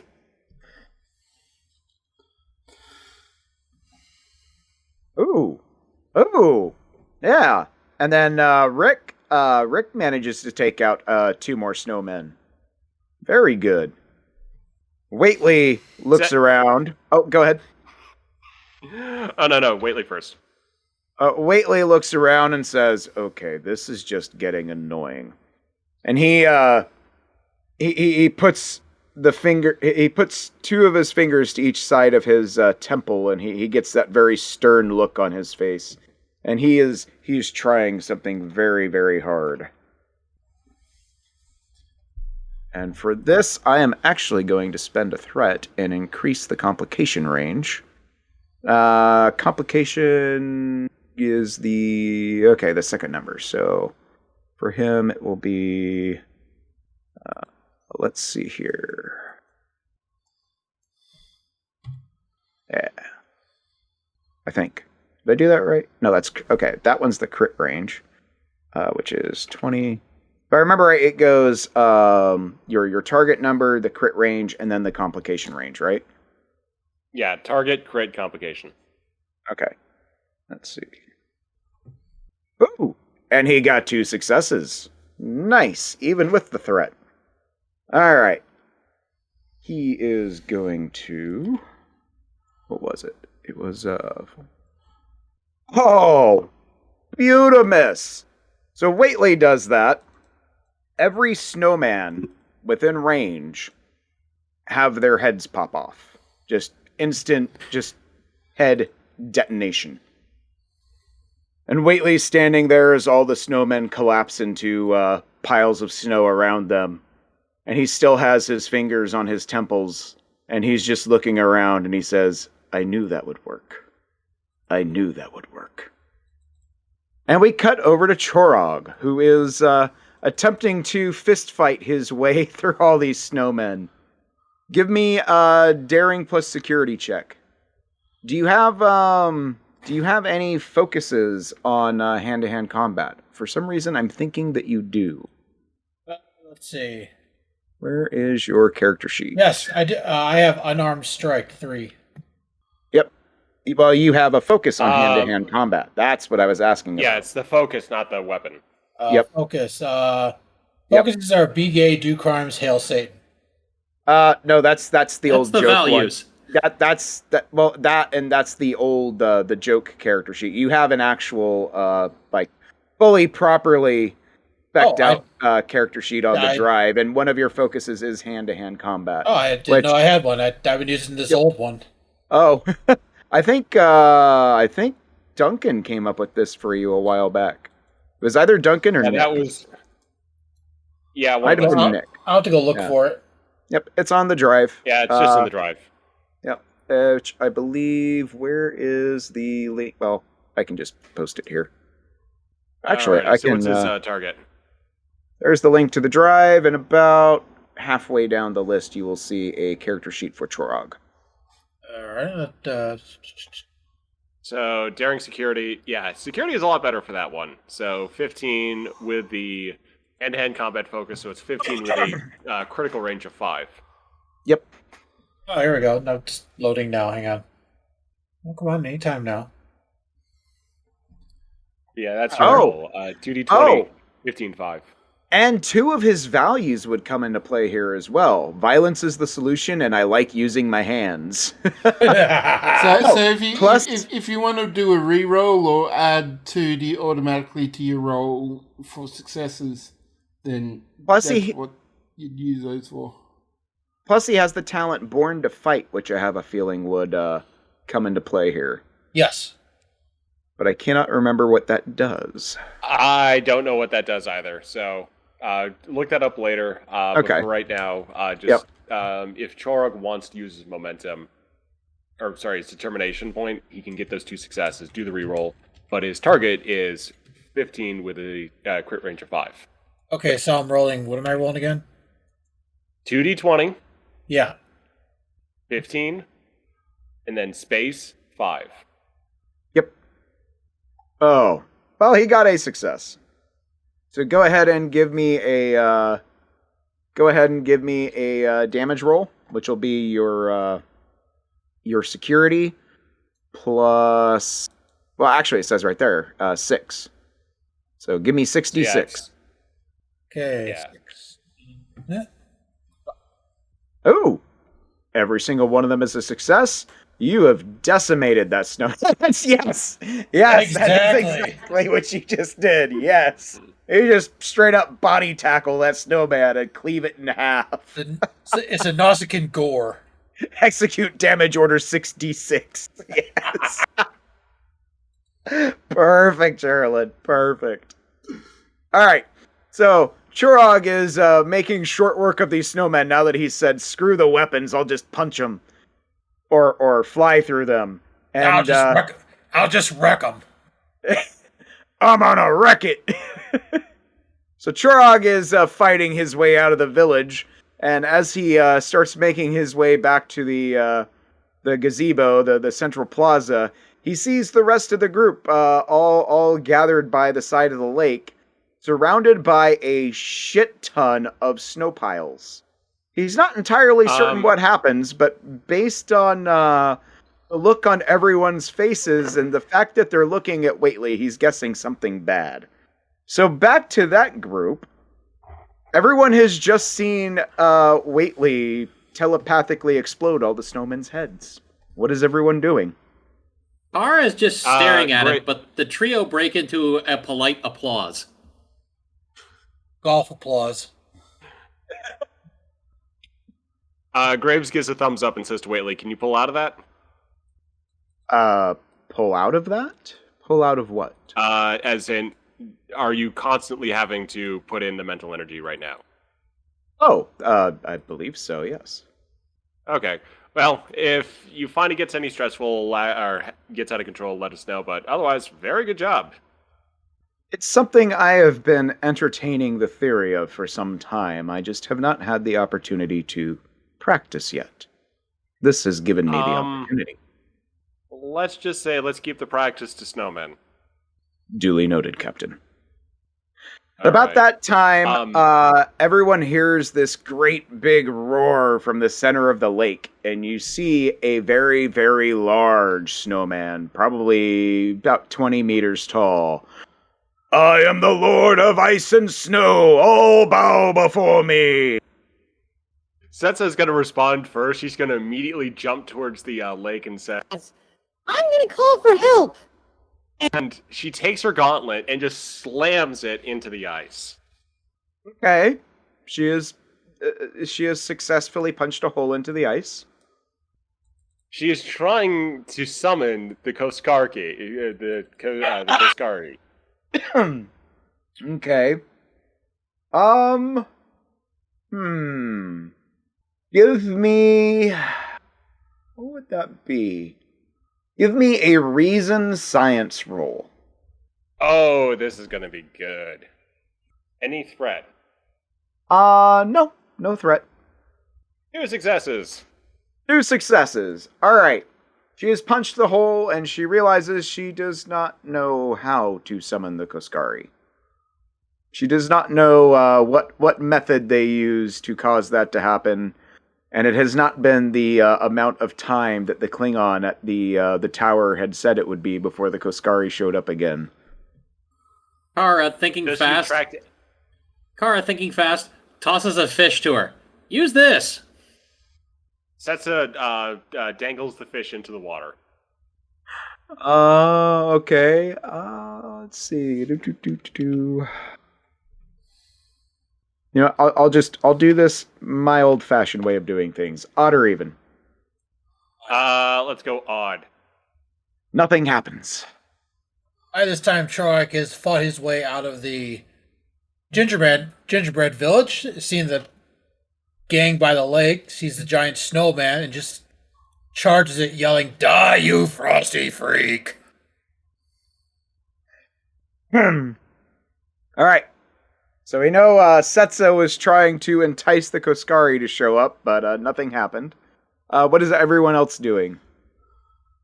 Rick just sort of takes a quick look at between Waitley and the captain, and then just points his dual pistols at the Snowverlord and starts shooting. All right, Rick is shooting. Go ahead and give me a roll.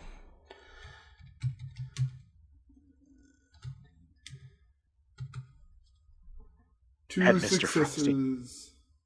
All right, give me a damage roll. You take your shot. You hit. 7. Ooh. With 1 FX result. All right. The abominable snowman, or the very large snow overlord. I keep forgetting the abominable snowman is somebody else. Is definitely wounded, but is not out for the count yet. And Who else is going to attack? He's doing that thing where he's sort of like skirting around the sides. So like trying to distract him from the rest of the group. Okay. While Setsa is shouting, Come on, you stupid fish monster, get out here! Graves is just going to lunge on the attack. All right, give me a roll. 2 successes. Give me it. You lunge. You make contact with your gummy fish sword. And 4 and FX 2. All right, you have also staggered and wounded the snow overlord. Who else is attacking? Kara reaches back for a fish and grabs what she thinks is a fish, but is actually Aro, and chucks Aro at the snowman. Oh no! No! Oh no! Give me a roll. Control plus security. Extra points if you have rat handling as a focus. Shit! Technically, I get a success, but this is great. This is the greatest. We're not re-rolling. We're not re-rolling. By this time, Chara comes sailing past Kara and dives headfirst at the snowman. So, Kara picks up what she thinks is a fish and throws it, a la, throwing star, at the snow overlord. Only upon releasing does she realize, no, that was That was one of the friends. And it goes sailing through the air. And due to the fact that it wasn't what she thought it was, she did not throw it with the appropriate trajectory and force needed for an object of that size and weight. Oh, please hit Setsa. Please hit Setsa. It slowly tumbles through the air, bounces off Chorog, smacks Setsa right in the face, and then falls into the hole that she had just punched into the water to try to summon the Koskari. There is a very alarmed squeak. Setsa immediately tries to fish Aro out of the hole. Okay. Chorog comes to a complete stop and falls flat on his ass. I'm like, what just hell happened? Well, let's also say he keeps like sliding towards the snowman too, because he's got momentum. Mm-hmm. Yep. He falls and he hits the ice and is just skidding along and is now directly beneath the snow overlord. Nord. Hold on, Kara watches all this chaos play out and just kind of deflates and says quietly, "I'm getting coal again this year."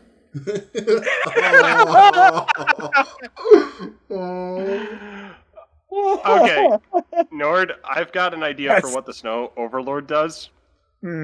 What is your idea? He sees what happens and decides to return fire by throwing Chorog at Kara. Yes. All right. So I love this. This is a great idea. I'm so going with this. All right. So the Snow Overlord attempts to grab Chorog. He succeeds. Chorog is sent flying through the air, ass over tea kettle. And now it is time for Chorog to be thrown. And who is his target going to be? I'll let it be Kara. Gotta return fire. Karmically, it really should be Kara. Comically, it should, but realistically, the one that has his threat is Rick. So he's going to throw Chorog at Rick. And he succeeds. He has reached down, he has grabbed Chorog, and hawked Chorog at Rick at full force. And this is why Rick started circling around, so that if the others wouldn't be targeted. Chorog is tumbling through the air, yelling, "Look out below!" I'm trying to figure out what the damage for throwing Chorog would be. I mean, he's big and heavy, and he's a Nausicaan, so he's kind of spiky, too. Broken ribs, lacerations. I'm thinking it's going to be this. Oh, God. Ow. Oh, and the sad thing is that damage is done to both of them. So Chorog and Rick are out.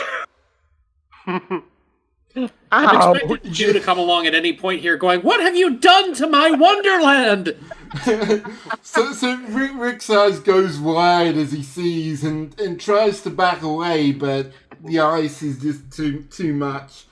And as Chorog hits, he just slides out into and just sort of lands back from buried into the snowbanks onto the side of the lake. With a sickening thud. So that was the Snow Overlord's attack. Setsa's gonna be trying to fish out Arrow from the icy water. Alright, she succeeds. No roll required. He's right there. She was on it. So she grabs him. He's not very happy. He's very cold, very shivery, very wet. So she just sort of like gives him like a big hug, unzips several layers of jacket, and has him huddle close. Okay. While she's sitting on the ice next to the open hole. Let's see. Rick is out. Chorog is out. Setsa is tending to little ratkin friend. What is Kara doing? Kara looks around at the chaos she has caused, the horror. She picks up one final gummy fish and just charges at the, Snow Overlord screaming, "Death or glory!" God, give me a roll. Daring plus security. I have attempted to roll, but it is taking its time. Uh-oh. Oh. You What? Jeopardy music here? See Nope. you chatty Nope. typing in the thing. Yeah. And there we go. There it is.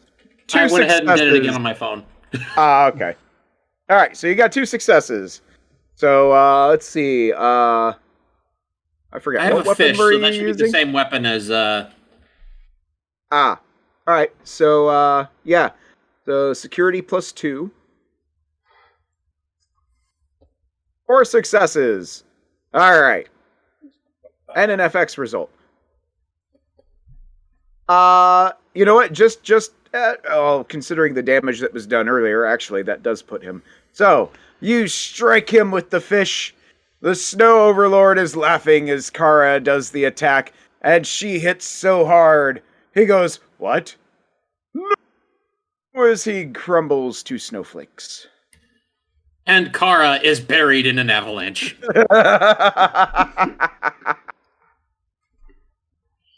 Whately just kind of looks around, looks at Graves, and says, "And here I thought what I was doing was going to be the most outlandish thing."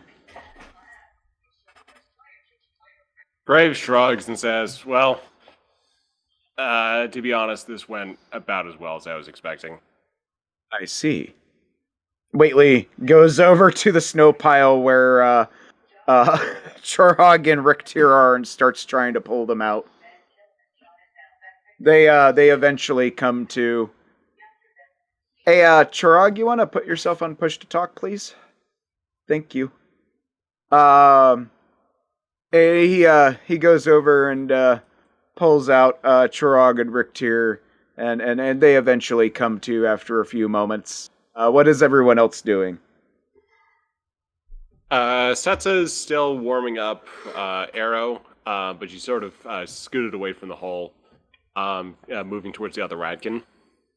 Kara is buried under a snow pile, considering her karma. Rick's just sort of grumbling and raising his hand to his forehead and sort of blinking and sort of. Are we still dreaming, or are we still? Are we here? Graves answers, "We're still here, but Snow Overlord's defeated." About that time, a gingerbread man comes walking over and says, "Congratulations, you have defeated the Snow Overlord and saved the entire Winter Wonderland. To thank you, here, have some ornaments." And he gives every one of you one of the little holiday ornaments. Kara's ornament is just hanging on her tail, which is the only thing sticking out of the avalanche. Whately, thanks the little gingerbread man, looks at the ornament, raises an eyebrow. Fascinating. And then goes over and helps Kara out of the snowbank caused by the remains of the Snow Overlord. Chorhog's ornament is just hanging off his finger because that's pretty much the only thing he can lift right now. Kara's rambling something about a crampery and how she's getting nothing but coal and deuterium for Christmas. Hey, deuterium is actually... Never mind.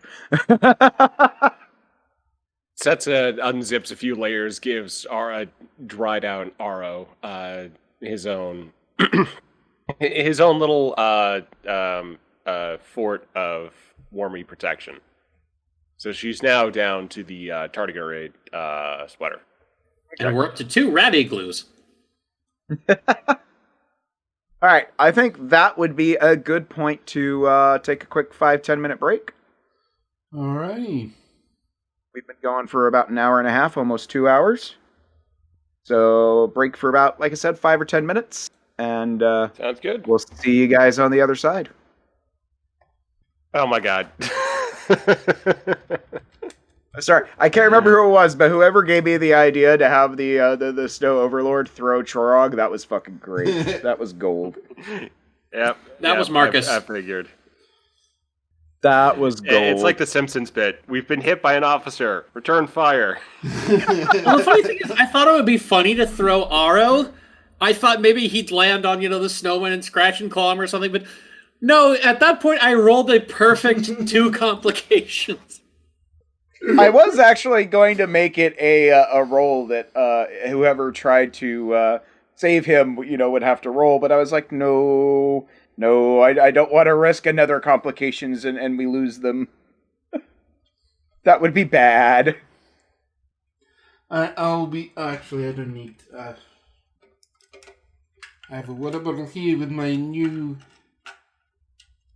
top on it, so I can actually drink out of it without spilling. Oh, there you go. Setsa looks around. I've only had Neen for 2 days now, but if anything happens to him, I'll kill myself and everyone in this room. We're not back from break yet. I figured I'd give everybody a chance to get up and go to the bathroom or whatever if they needed to. Yeah, I need to go grab my drinkies. All right.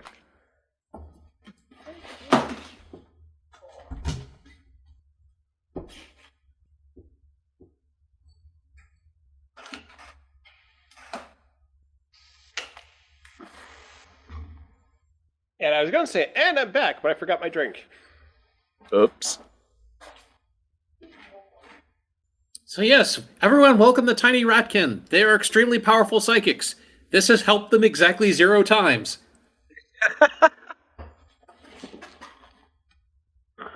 All right, now I'm back.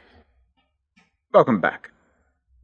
So, it's been busy as hell today, but I did get to sneak in some time to play the first 2 levels of the new Halo campaign. Oh, yeah? Oh my god, that is such a fun game. Ooh. Like, multiplayer has been, real frustrating. It's like, a little dull, but campaign, holy crap, that thing comes together so well. Well, that's good. They give you a grappling hook, which you can just fire at things. If you throw it at an opponent, you lunge in basically for a drop kick.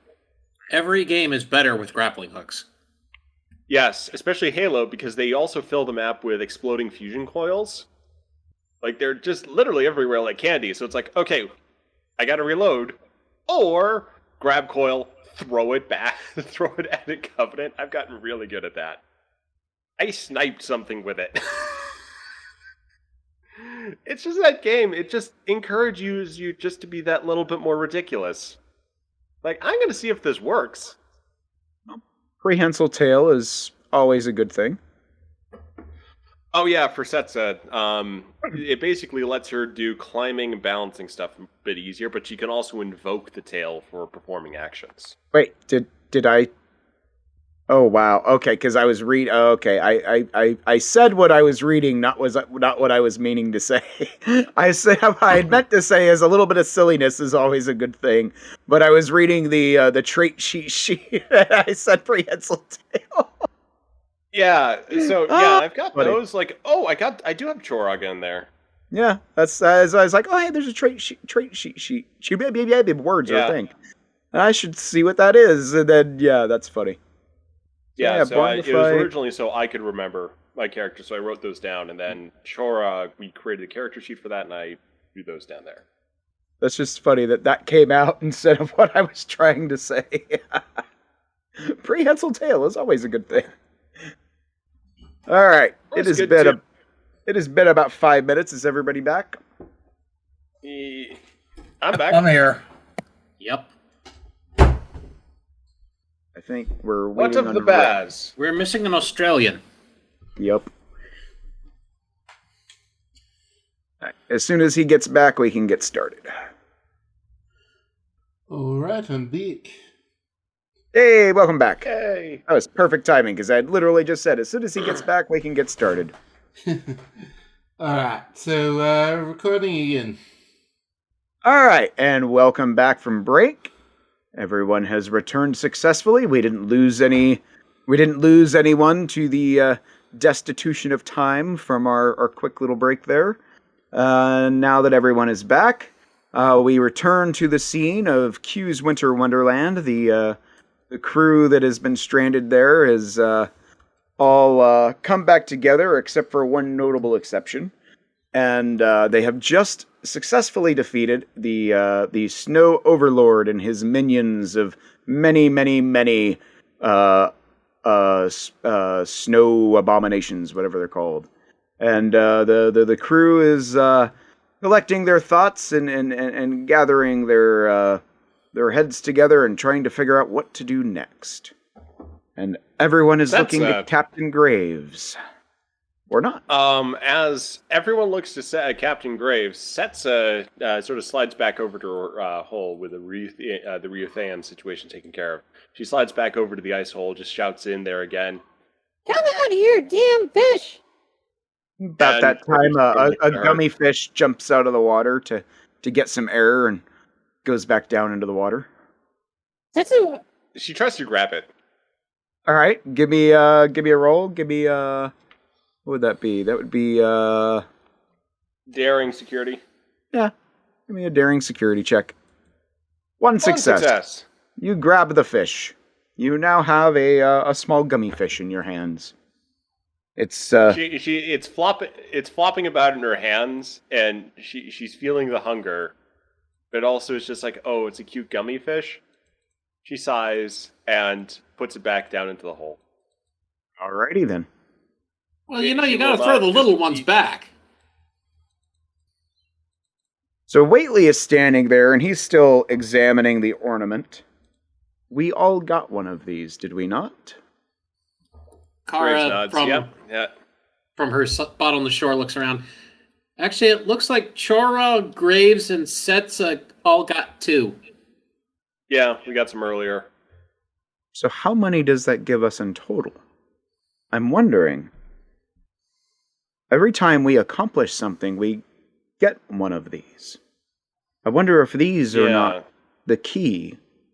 Yeah, I figure we got to figure out how to decorate something around here that would then unlock a gateway back to the Reliant. But it's a question of identifying what kind of thing we should be looking for. A tree would be the most obvious one, but what kind of tree? Rick's going to look around and see if he can identify anything that is giant or rather obviously stands out in terms of anything. Give me an insight science check.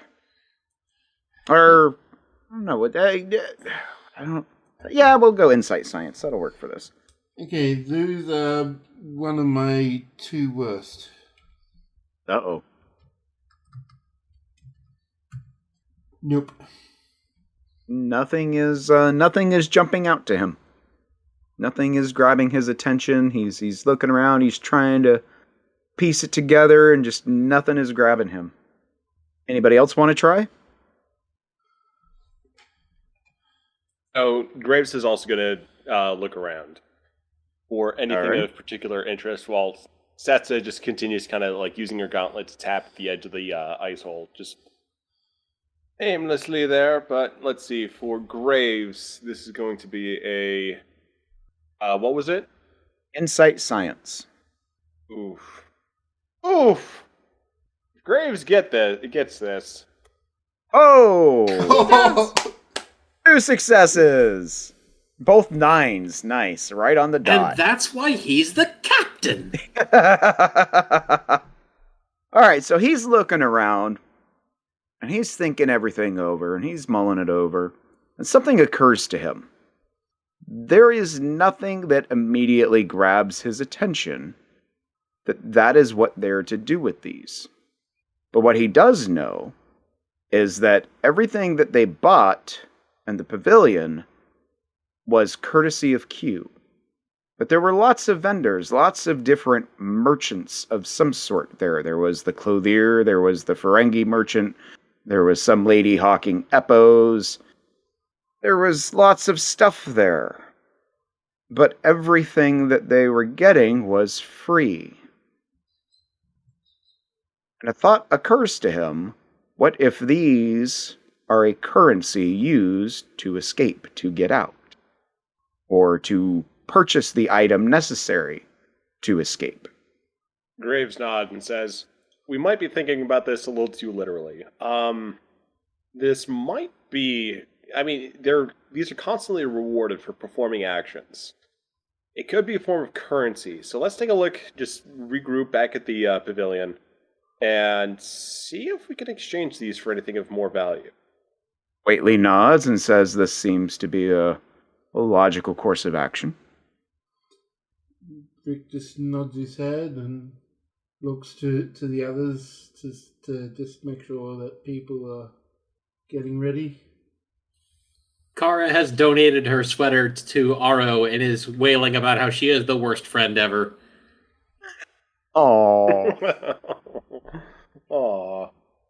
All right, so everybody convenes back at the pavilion, and what do you do? Who do you talk to when you get there? Well, so we've got the standard item. What was that, Rick? Who haven't we talked to? Let's see. You've talked to the clothier. You've talked to the Ferengi merchant. You talked to the race coordinator. You haven't talked to the Eppoh lady. There's probably one or two other people that you haven't talked to. Q's friendly customer service. For this, it's just a console. That is the one change I'm making to this. There's no floating queue there. It's just like a basic computer console. Graves approaches the Eppoh lady. Hi, don't you want a cuddly Eppoh friend? Setsa kind of cuts in here and says, Yes. Oh, excellent. Do you have any marks from the race? Graves should, because he won. Oh, you guys did the other race. Because remember, there's two races. There's yeah, fast we and... Yeah. We did the competitive. Oh, I thought we did the competitive race. No, you did the other one. Oh. So, Setsa sadly says, No. No, I'm afraid not. Well, come back, and we will help you research new cute and cuddly Eppohs. And she picks up one that's striped like candy cane and has candy cane antlers. Isn't he so cute and adorable? Setsa just has the little sad puppy dog eyes. He's so cute. I'm just imagining that with Zero's voice, and that was just... Jess crosses her arms and grumps. I'm cuter. Graves says to the Eppoh lady, so we're new here. We've got a few, ornaments. We're just wondering who really does any trade with that. Oh, for the ornaments, you want to talk to the Ferengi trader. All right. That's so. Thanks for your help. Of course. Always a pleasure. Q Graves loves turns all towards the little Ferengi. creatures. Even you. Graves turns towards the Ferengi trader. Setsa remains a moment, but then Graves kind of pulls her by the collar. Into. You approach the Ferengi. He says, welcome back. What can I get for you? Well, kind of looking for a way out of here. We've got some ornaments, and we're wondering if you have anything that might help with that. Oh, you want the ship? Ship? Yes! He hits some buttons on his pad, and he pulls up a hollow display, and there's the Reliant. For a grand total of 20 holiday ornaments, this ship can be all yours. Well, there we go. How many do we got? That's a good question. Let's see. Let's see, Captain, you've got 2, Chorog's got 2, and Setsa has 2, so that's 6. And then Rick, Whately, and I all have 1, so that's 9. Crap.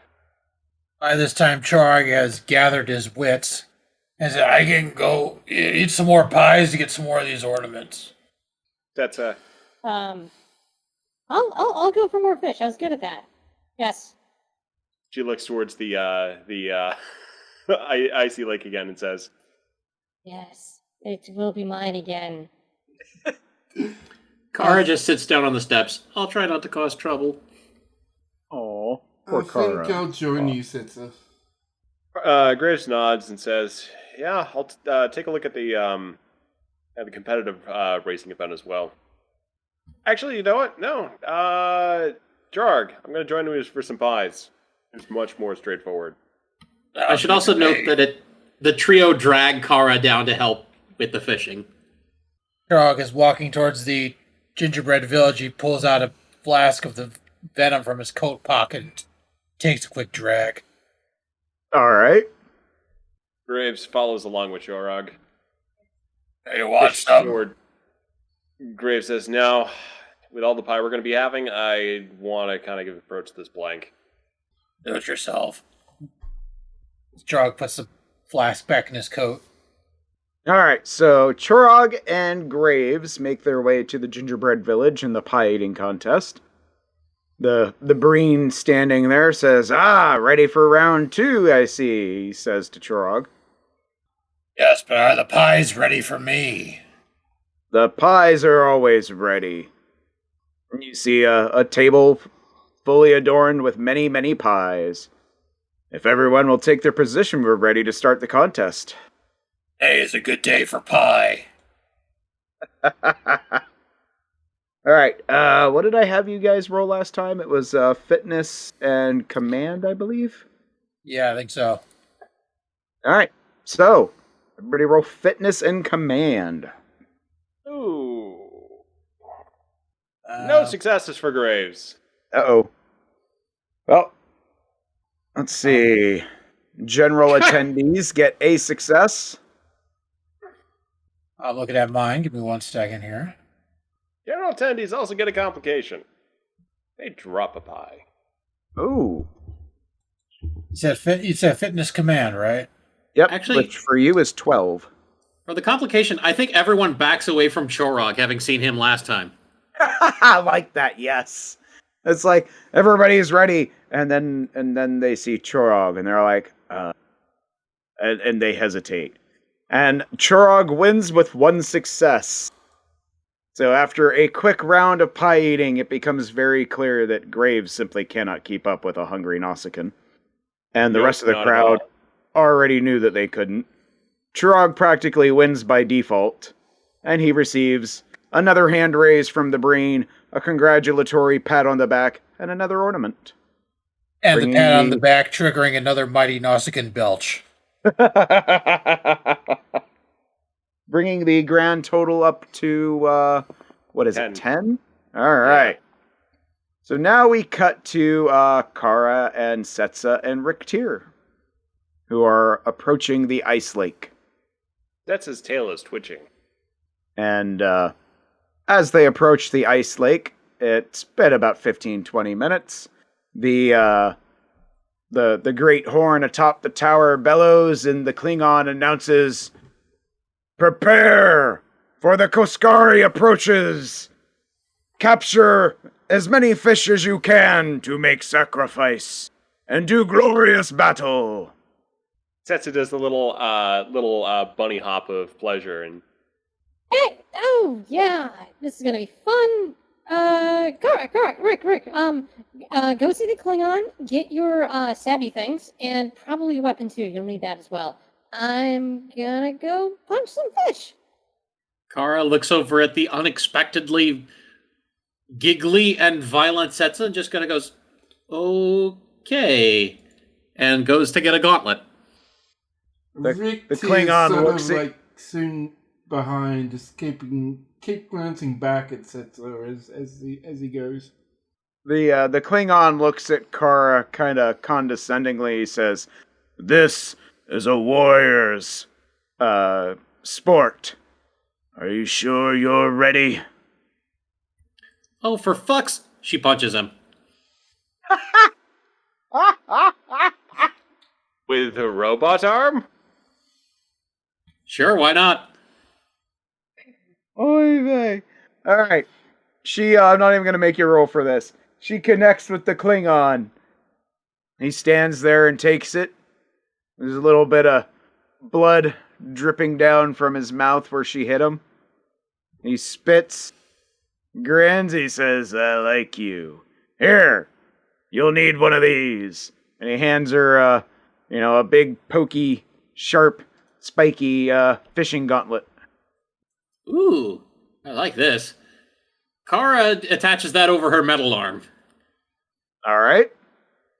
And the Klingon looks around and says, if no one else is about to join, begin! Rick sort of That's a races up and gets his gauntlet as well.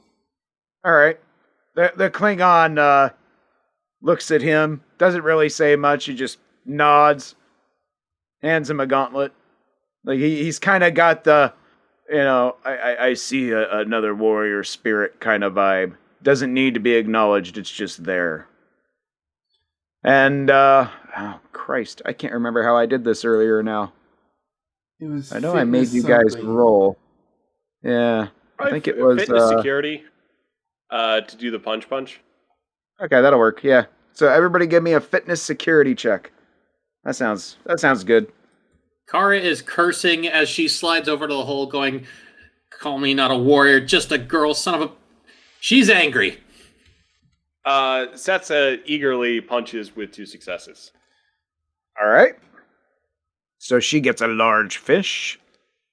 And she takes a bite of the large fish as she's carrying it over to the sacrificial altar. I think I just got the giant fish. Kara gets a success and a complication. And if anybody had ever seen what the giant fish is like when you get it in Star Trek Online, they understand. No. This is not the giant fish. No. You do not get the monstrous fish. You punch through the ice and you grab a small fish. And as you get up and are about to go take it to the central brazier, the fish starts squiggling around in your hand, jumps out, and lands back in the water. There is a slow, long intake of breath. Kara carefully composes herself, kneels down, and raising up her cybernetic arm, smashes down on the ice as hard as she can. And I believe that the next time I roll, I will be using a great deal of momentum. Alright, would athletics focus apply to this? Yeah, sure, why not? That'll work. This is a somewhat athletic endeavor. No success. He very athletically punches the ice, but fails to break it. And he just sort of smashes down, but there's a slight cracks, but it just doesn't seem to be working. He sort of, and then lifts it up and just shakes his gauntlet hand a bit. Like, the ice is a little thicker than I thought it was. Okay. As soon as she's able to, Setsa's going to run over and punch the ice again. All right. Give me a roll. She also underestimated how thick the ice was in this particular spot and fails to make a hole. Damn it, I'll get you, you fishies! All right. Kara, you want to try again? Hey, there we go. Kara spent some of our momentum to get an extra thing. Kara screams something that the Universal Translator elects not to translate, although Setsa's like, oh, money for the swear jar, ah! All right, so wait, you spent momentum for an extra success? I spent momentum for an extra die. Oh, for an extra die. Oh, I see it. Okay, I see it. All right, so you get 2 successes, so you get a large fish, and you punch through the ice, you successfully grab a fish, and you've got a fairly large fish attached to the end of your arm. Kara punches the fish a couple times. There you go. Setsa skips over to Kara and says, You know what that means? Swear jar. I'm here to collect. Kara just looks over at her and hands her the fish before going back to punch the ice again. Setsa squeeze a little bit happily, takes a bite of the fish, and chewing, returns the fish to the altar. All right. Rick, do you want to try again? Yeah, he will. His ego is a bit bruised, and I gotta contribute something to this. Come on. All right. So he gets down and he punches a hole through the ice, knowing that how thick the ice is now, and he gets his arm in there and he manages to grab a hold of a small fish. He's a bit disappointed, but he at least did something, and he runs off towards Brazier to contribute. Alrighty. Setsa? She'll give it one more go. Alright. Hey! Successes. And she pulls away with a large fish. He also takes a bite of this one and delivers it to the altar. There we go. And let's see, that puts us at... Okay. Kara? Kara wordlessly just slams her fist through the ice again. Give it a roll. 1 success. You punch your way through the ice and you come up with a small fish. Rick? Rick will use the momentum to get a third dice for this. All right. If I remember correctly, this leaves you all with 1 momentum left. And gets 2 successes. Sorry. Yeah, so he punches down into this and sort of fishes around for a bit longer, and then he feels something, and then just sort of able to, with the spiky gauntlet, just sort of dig it into the flesh and pull it out. Pulls away with a large fish that requires a little bit of beating before you can get it off your arm and put it on the central brazier. And right as you place that large fish on the brazier, suddenly there's a loud rumble from beneath the ice. The Klingon shouts loudly, "The Koskari has arrived! Fight or die well!" And the ice cracks open as a very, very large, for all intents and purposes, a lake dragon-looking thing made out of gummy worm stuff breaks through the ice and starts spewing a cold frost breath around. Kara basically slowly walks up to it and looks up at it. You're ugly. It it turns and looks at Kara and attempts to essentially hock a loogie on her. Kara looks up at it, and you need to ease up on out my face before something bad happened to you. 2 successes. Let's see, what did I do? Oh. I could scroll up and look, but I don't want to scroll up that high. Let's see. I think it was this. Ooh! Ouch! Okay, so you take 7 damage. Fortunately, it doesn't trigger the cold effect, but that's actually not enough to put Kara down. Oh, okay. Why is that? Looks like Kara's maximum stress level is, let me check the number. Oh, I see. My understanding is 5 or more in 1 hit is enough to knock her out. So it's 5 or more in 1 hit, or all your stress has been eaten up over time. Well, in this case, I think I'm going to go ahead and pull out one of my, values to spend determination and not be knocked out then. I'll allow it. Yeah. Starfleet is family. Kara is here to help everyone. And goddammit, this thing is too ugly to get her in 1 hit. Okay. All right. Everybody else's turn. All right. Setsa is going to try to climb the Koskari. Climb the Koskari. All right. Yes. Give me a fitness security check. And I am going to go ahead and spend a point of threat to make this a little more difficult. So, because of her prehensile tail trait, she gets an extra dice, and you're just spending the 1 threat? Yep, just 1 threat right now. 2 successes.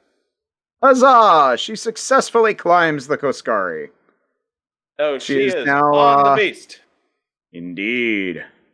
And it's flailing about trying to shake her off. It's not entirely certain what to make of this, as this is new. What's everybody else doing while Setsa is climbing? Rick pews Kara. at the base. Alright. Give me a roll. Control security.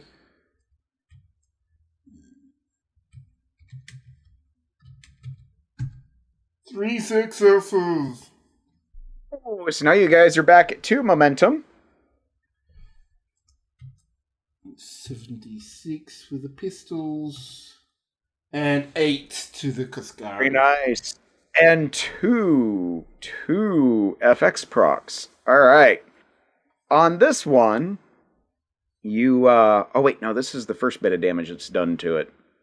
So, this is a very large beast, so that is not quite enough to, take it down in one shot, but it is definitely stunned for a second. Kara shakes off a little of the frost she's covered with, spits out an icicle, and decides to take advantage of the fact that this thing is distracted and stunned. And she's going to spend a point of momentum for an extra die while attacking it. And she's just going to smash through the thing with her gloved, gauntlet. Alright. Give me a daring security check. 3 successes, so you get that point of momentum back. Very nice. See, how much was the gauntlet worth again in terms of its damage? Oh, what was it? Plus 2? I believe it was plus 2 to your security. There you go. Ooh. Alright. So, and 3 procs. So it is now thoroughly bleeding gummy juice. It is not out. It is not down, but it is very, very stunned. Kara just sneers at it. Warned you. Alright, so it is the next round. It does not get an attack this round. Setsa will climb up towards the head. Okay. And try to ride it. Any threat for this one? Give me a second. Chorog is bouncing for the night as it's getting late and he has work in the morning. Yeah, we're edging up on midnight. It might be a good idea to make this one a 2-parter unless we're about to get out of here. Yeah, because I gotta get to bed. Yeah. All right. Sorry to lose you early. I was planning on wrapping this up pretty much right after this, so we're almost at the end. Sorry, guys. I gotta get to bed for work. I gotta get to bed for work in the morning. Trust me, worries, I know. man. No worries. You have yourself a good night, man. Later. Bye, JB. Night. All right. All right. So Setsa is climbing up to the head and does what? She'll just basically try to hold on and ride it. She's kind of like basically just having fun at this point. Okay. So she's just gonna try to like climb up on top of the head, kind of hold on like around the snout, and just have fun riding it. All right. Sounds good. So she's I mean, it's stunned right now, so it's just kind of like it's not really doing a whole lot, but yeah. All right. So no threat. Nope, no threat. 1 success. All right. She is having fun, and has a pretty good view of the valley. All right, everybody else. Graves. Graves goes in for the stab. All right, give me a roll. Graves does good stab with 2 successes. Yes, 2 successes. All right. Wait, did you say Graves? Yeah, I was thinking, when did he get here? Yeah. He's been there. Like, he was just around, like... He went to do the pie eating contest. Oh, God, yeah, I forgot about that. So, yeah, Graves doesn't do the stab. He's just hanging around with Chorog with pie. Sorry, I forgot he left after the snowman. Yeah, he went to go do the pie eating contest and he lost. This is what's happening during the pie eating contest. All right, so you got a good roll out of the way. Congratulations. What is Rick doing? Rick's just going to take a moment Sees it's riding it like a wild Bromby horse, and then shoot at it. All right, take your shot. Oh wait, did you say shooter or cheerer? Shoot at it. Not okay. Okay. Okay. All right. Oh, 3 successes. So you are now back to 2 momentum because Setsa used a point of momentum to do the climbing thing. All right. Oh, she didn't. She didn't spend it because she gets prehensile tail. That's right. Okay, so now you're at 3 momentum. Okay. And with that shot, you do enough damage to take the Koskari out. And it falls with Setsa still on it. Rick's gonna be trying to run forward, trying to see what he can do. I was gonna say, Kara's gonna run to catch Setsa as well. Yeah. Setsa, give me a... what would this be? Give me a fitness command roll. 1 success, 1 complication. Okay. I know what happens. Yeah, I know what happens. All right, so the Koskari gets taken out quite succinctly and starts falling. And Setsa gets the idea. She's just going to hold on for dear life and balance herself so that she stays on top, so that when the Koskari hits from 20, 30 meters up, it doesn't really do any damage to her. And she successfully does this. She manages to hold on for dear life, and the Koskari's corpse hits the ice, and she's fine until the ice breaks and the Koskari falls in, bringing her with it, and she is now in the freezing water. Oh, Void! Just Kara runs over and then tries to punch through the ice to grab Setsa. All right, give me a give me a fitness security check. Rick is going to be trying to help stabilize Kara as she does this. Oh, no successes. I was gonna say, you couldn't just let it be the daring security like it was before. No, wasn't it fitness security?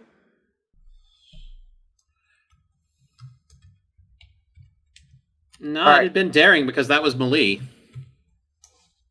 I am now confuzzled because I could have sworn I had said fitness security when punching the ice earlier. Yeah, with the initial attack for getting the gummy fish, that was fitness, yeah.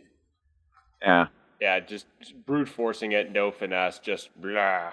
Well, I've been doing it wrong anyway then. Rick is trying, and No he worries. got 2 successes. Alrighty. So he manages to, what was he trying to do? Get Setsa out of the frozen ice lake. So is he reaching through the hole that the Koskari just made, or is he making another hole like Kara was trying to do? He's gonna reach through the hole. Gonna be on his flat on his back, flat on his front, trying to reach down and grab her. Okay, there we go. Okay, so he reaches in and he manages to grab her and pull her out of the frigid water. She's actually Setsa, give me a fitness command check, and I am going to spend 2 points of threat on this. Alrighty. That brings it down to that. Oh! Success 1 complication. and a complication. Okay. Huh. This is going to be an interesting one. Well, okay, so she's been in the freezing water. Mm-hmm. Which the check was to make sure she didn't, pass out or suffer any damage from the brief period that she was in the freezing water, which she succeeded. But there's a complication. The complication could be that the standard way of, treating someone who's just fallen on the ice is for them to take off all their clothes. I mean, yeah. Rick would know that as survival is one of his focuses. Yeah, that works. That works.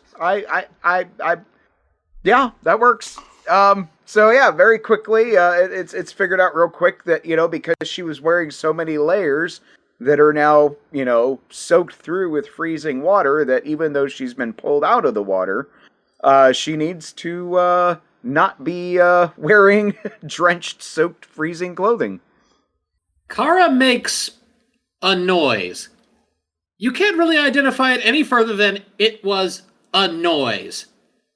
She then rushes to the previous rat igloos, pulls them down, and starts dragging the extra clothing back to Setsa.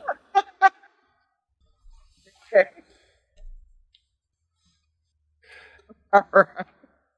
Setsa. So Setsa is rather stunned because she wasn't thinking about this herself, but it's just sort of like, oh, I kind of get it. Yeah, I kind of get it. But she's just sort of discombobulated with the cold exposure and being in sort of this survival situation, so she's just going along with the sort of the immediate kind of trauma care type aspect. I'm supposed to take my clothes off? Okay. Well, she sees the underlying logic of wet clothes on someone who's fallen in the ice equals bad. All right. So all right. So that happens. Anybody who had naked Setsa on your Reliant bingo card, be sure to check that one. Merry Christmas, y'all.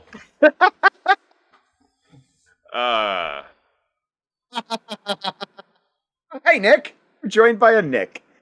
That is always on my card. All right. So she is pulled from the ice, and Kara is very quick to cover her up with the other clothes that had been discarded earlier. And about that time, the Klingon comes by and says, "Congratulations, you have successfully defeated the Koskari. Here is your reward." And he gives the three of you all a holiday ornament, which brings the total up to 13. About that time, Graves and Chorog have probably made their way back. So Graves and Chorog return. Graves looks around for Grimnir. All right. He's looking around for Grimnir, and he hears a very familiar voice coming from the pavilion. It sounds like Grimnir is arguing with someone. Graves goes to have a look. All right. He sees Grimnir, who he's not changed his clothes at all. He's wearing the exact same thing that he was, is his typical, sleeveless. He basically, what he wears is kind of like what Guinan wears, except he's ripped the sleeves off. And no hat. And he's standing there and he says, "What do you mean that's not enough, you Ferengi? I got as many as I could." And he's holding an armful of the ornaments. "I want my ship back. We need our ship back."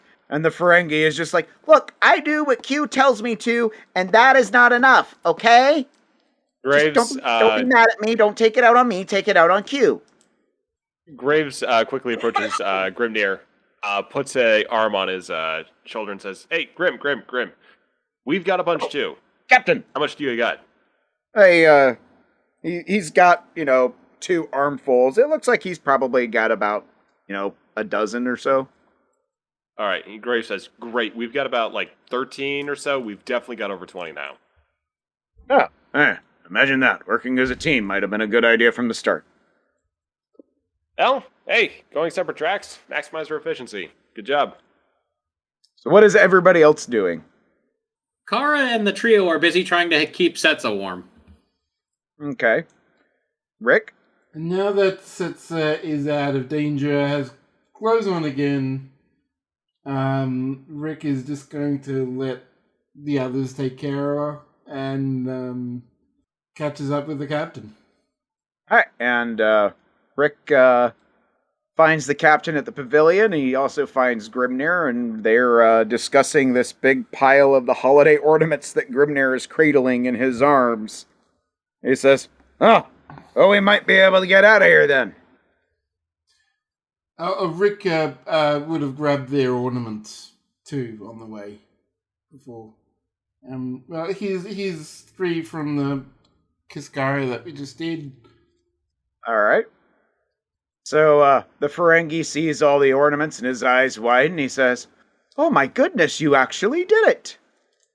And he looks up with a very greedy look on his eyes, and he says, "Are you going to turn in the ornaments now?"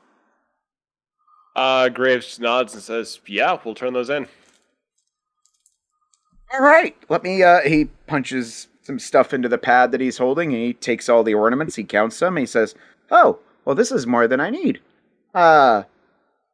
He looks around with a very sheepish grin. He says, so let's see. That's. Oh, hey, look at that. There's enough left over for each of you to have one. What a coinky dink. All right. Let me just sign right here. Who's the captain? Graves raised his hand. I am. Oh, sign right there, and he offers you the pad. Graves signs. As soon as you sign, everybody sees a flash of white, and you're back on the bridge of the Reliant. You, Graves sighs. sitting on the captain's chair. Car immediately looks over at him. You read that before you signed it, right? So, Graves when everybody appears on the bridge of the ship, they see Q is arguing with Dr. Eli O'Connor. Okay, where did you take them? This is frustrating. I just want to get the hell out of here. But I can't do that if everyone else is missing. I gotta at least wait a week for that, and nobody wants to wait that much time. Now look, Graves waves. Doctor, how many times have I told you? See, what did I say? They're here now. He looks at an imaginary watch on his wrist and says, "Took you long enough." Graves nods and says, "Yeah, well, you're pretty stingy with how those games are paying out." Games? Kara walks over and just punches Q.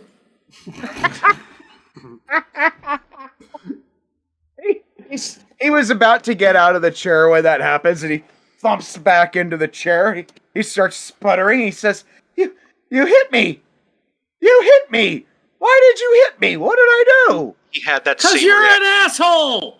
He had that same reaction when I did it. What is... You know what? I have had enough of you Federation types. Picard, he was so kind, so gracious, so fun. Ever since Cisco, you Federation Picard just screams types at him, "Do I look like fucking Picard?" He stops. He says, fair point. All right, well, I think I've made my point. I hope you all have a pleasant holiday season. Until next year," he winks, he snaps his finger, and in a flash of light, he disappears. Graves kind of just languidly waves. "Bye, Q." Gonna punch him harder next year. Aim lower. I would suggest taking something in your fist when you do it. That's what my father taught me. He said a roll of quarters, but I don't know what a quarter is, so... So at this point, Eli is happy now that Q is off the ship and the captain and most of the crew have returned. Except for one minor detail.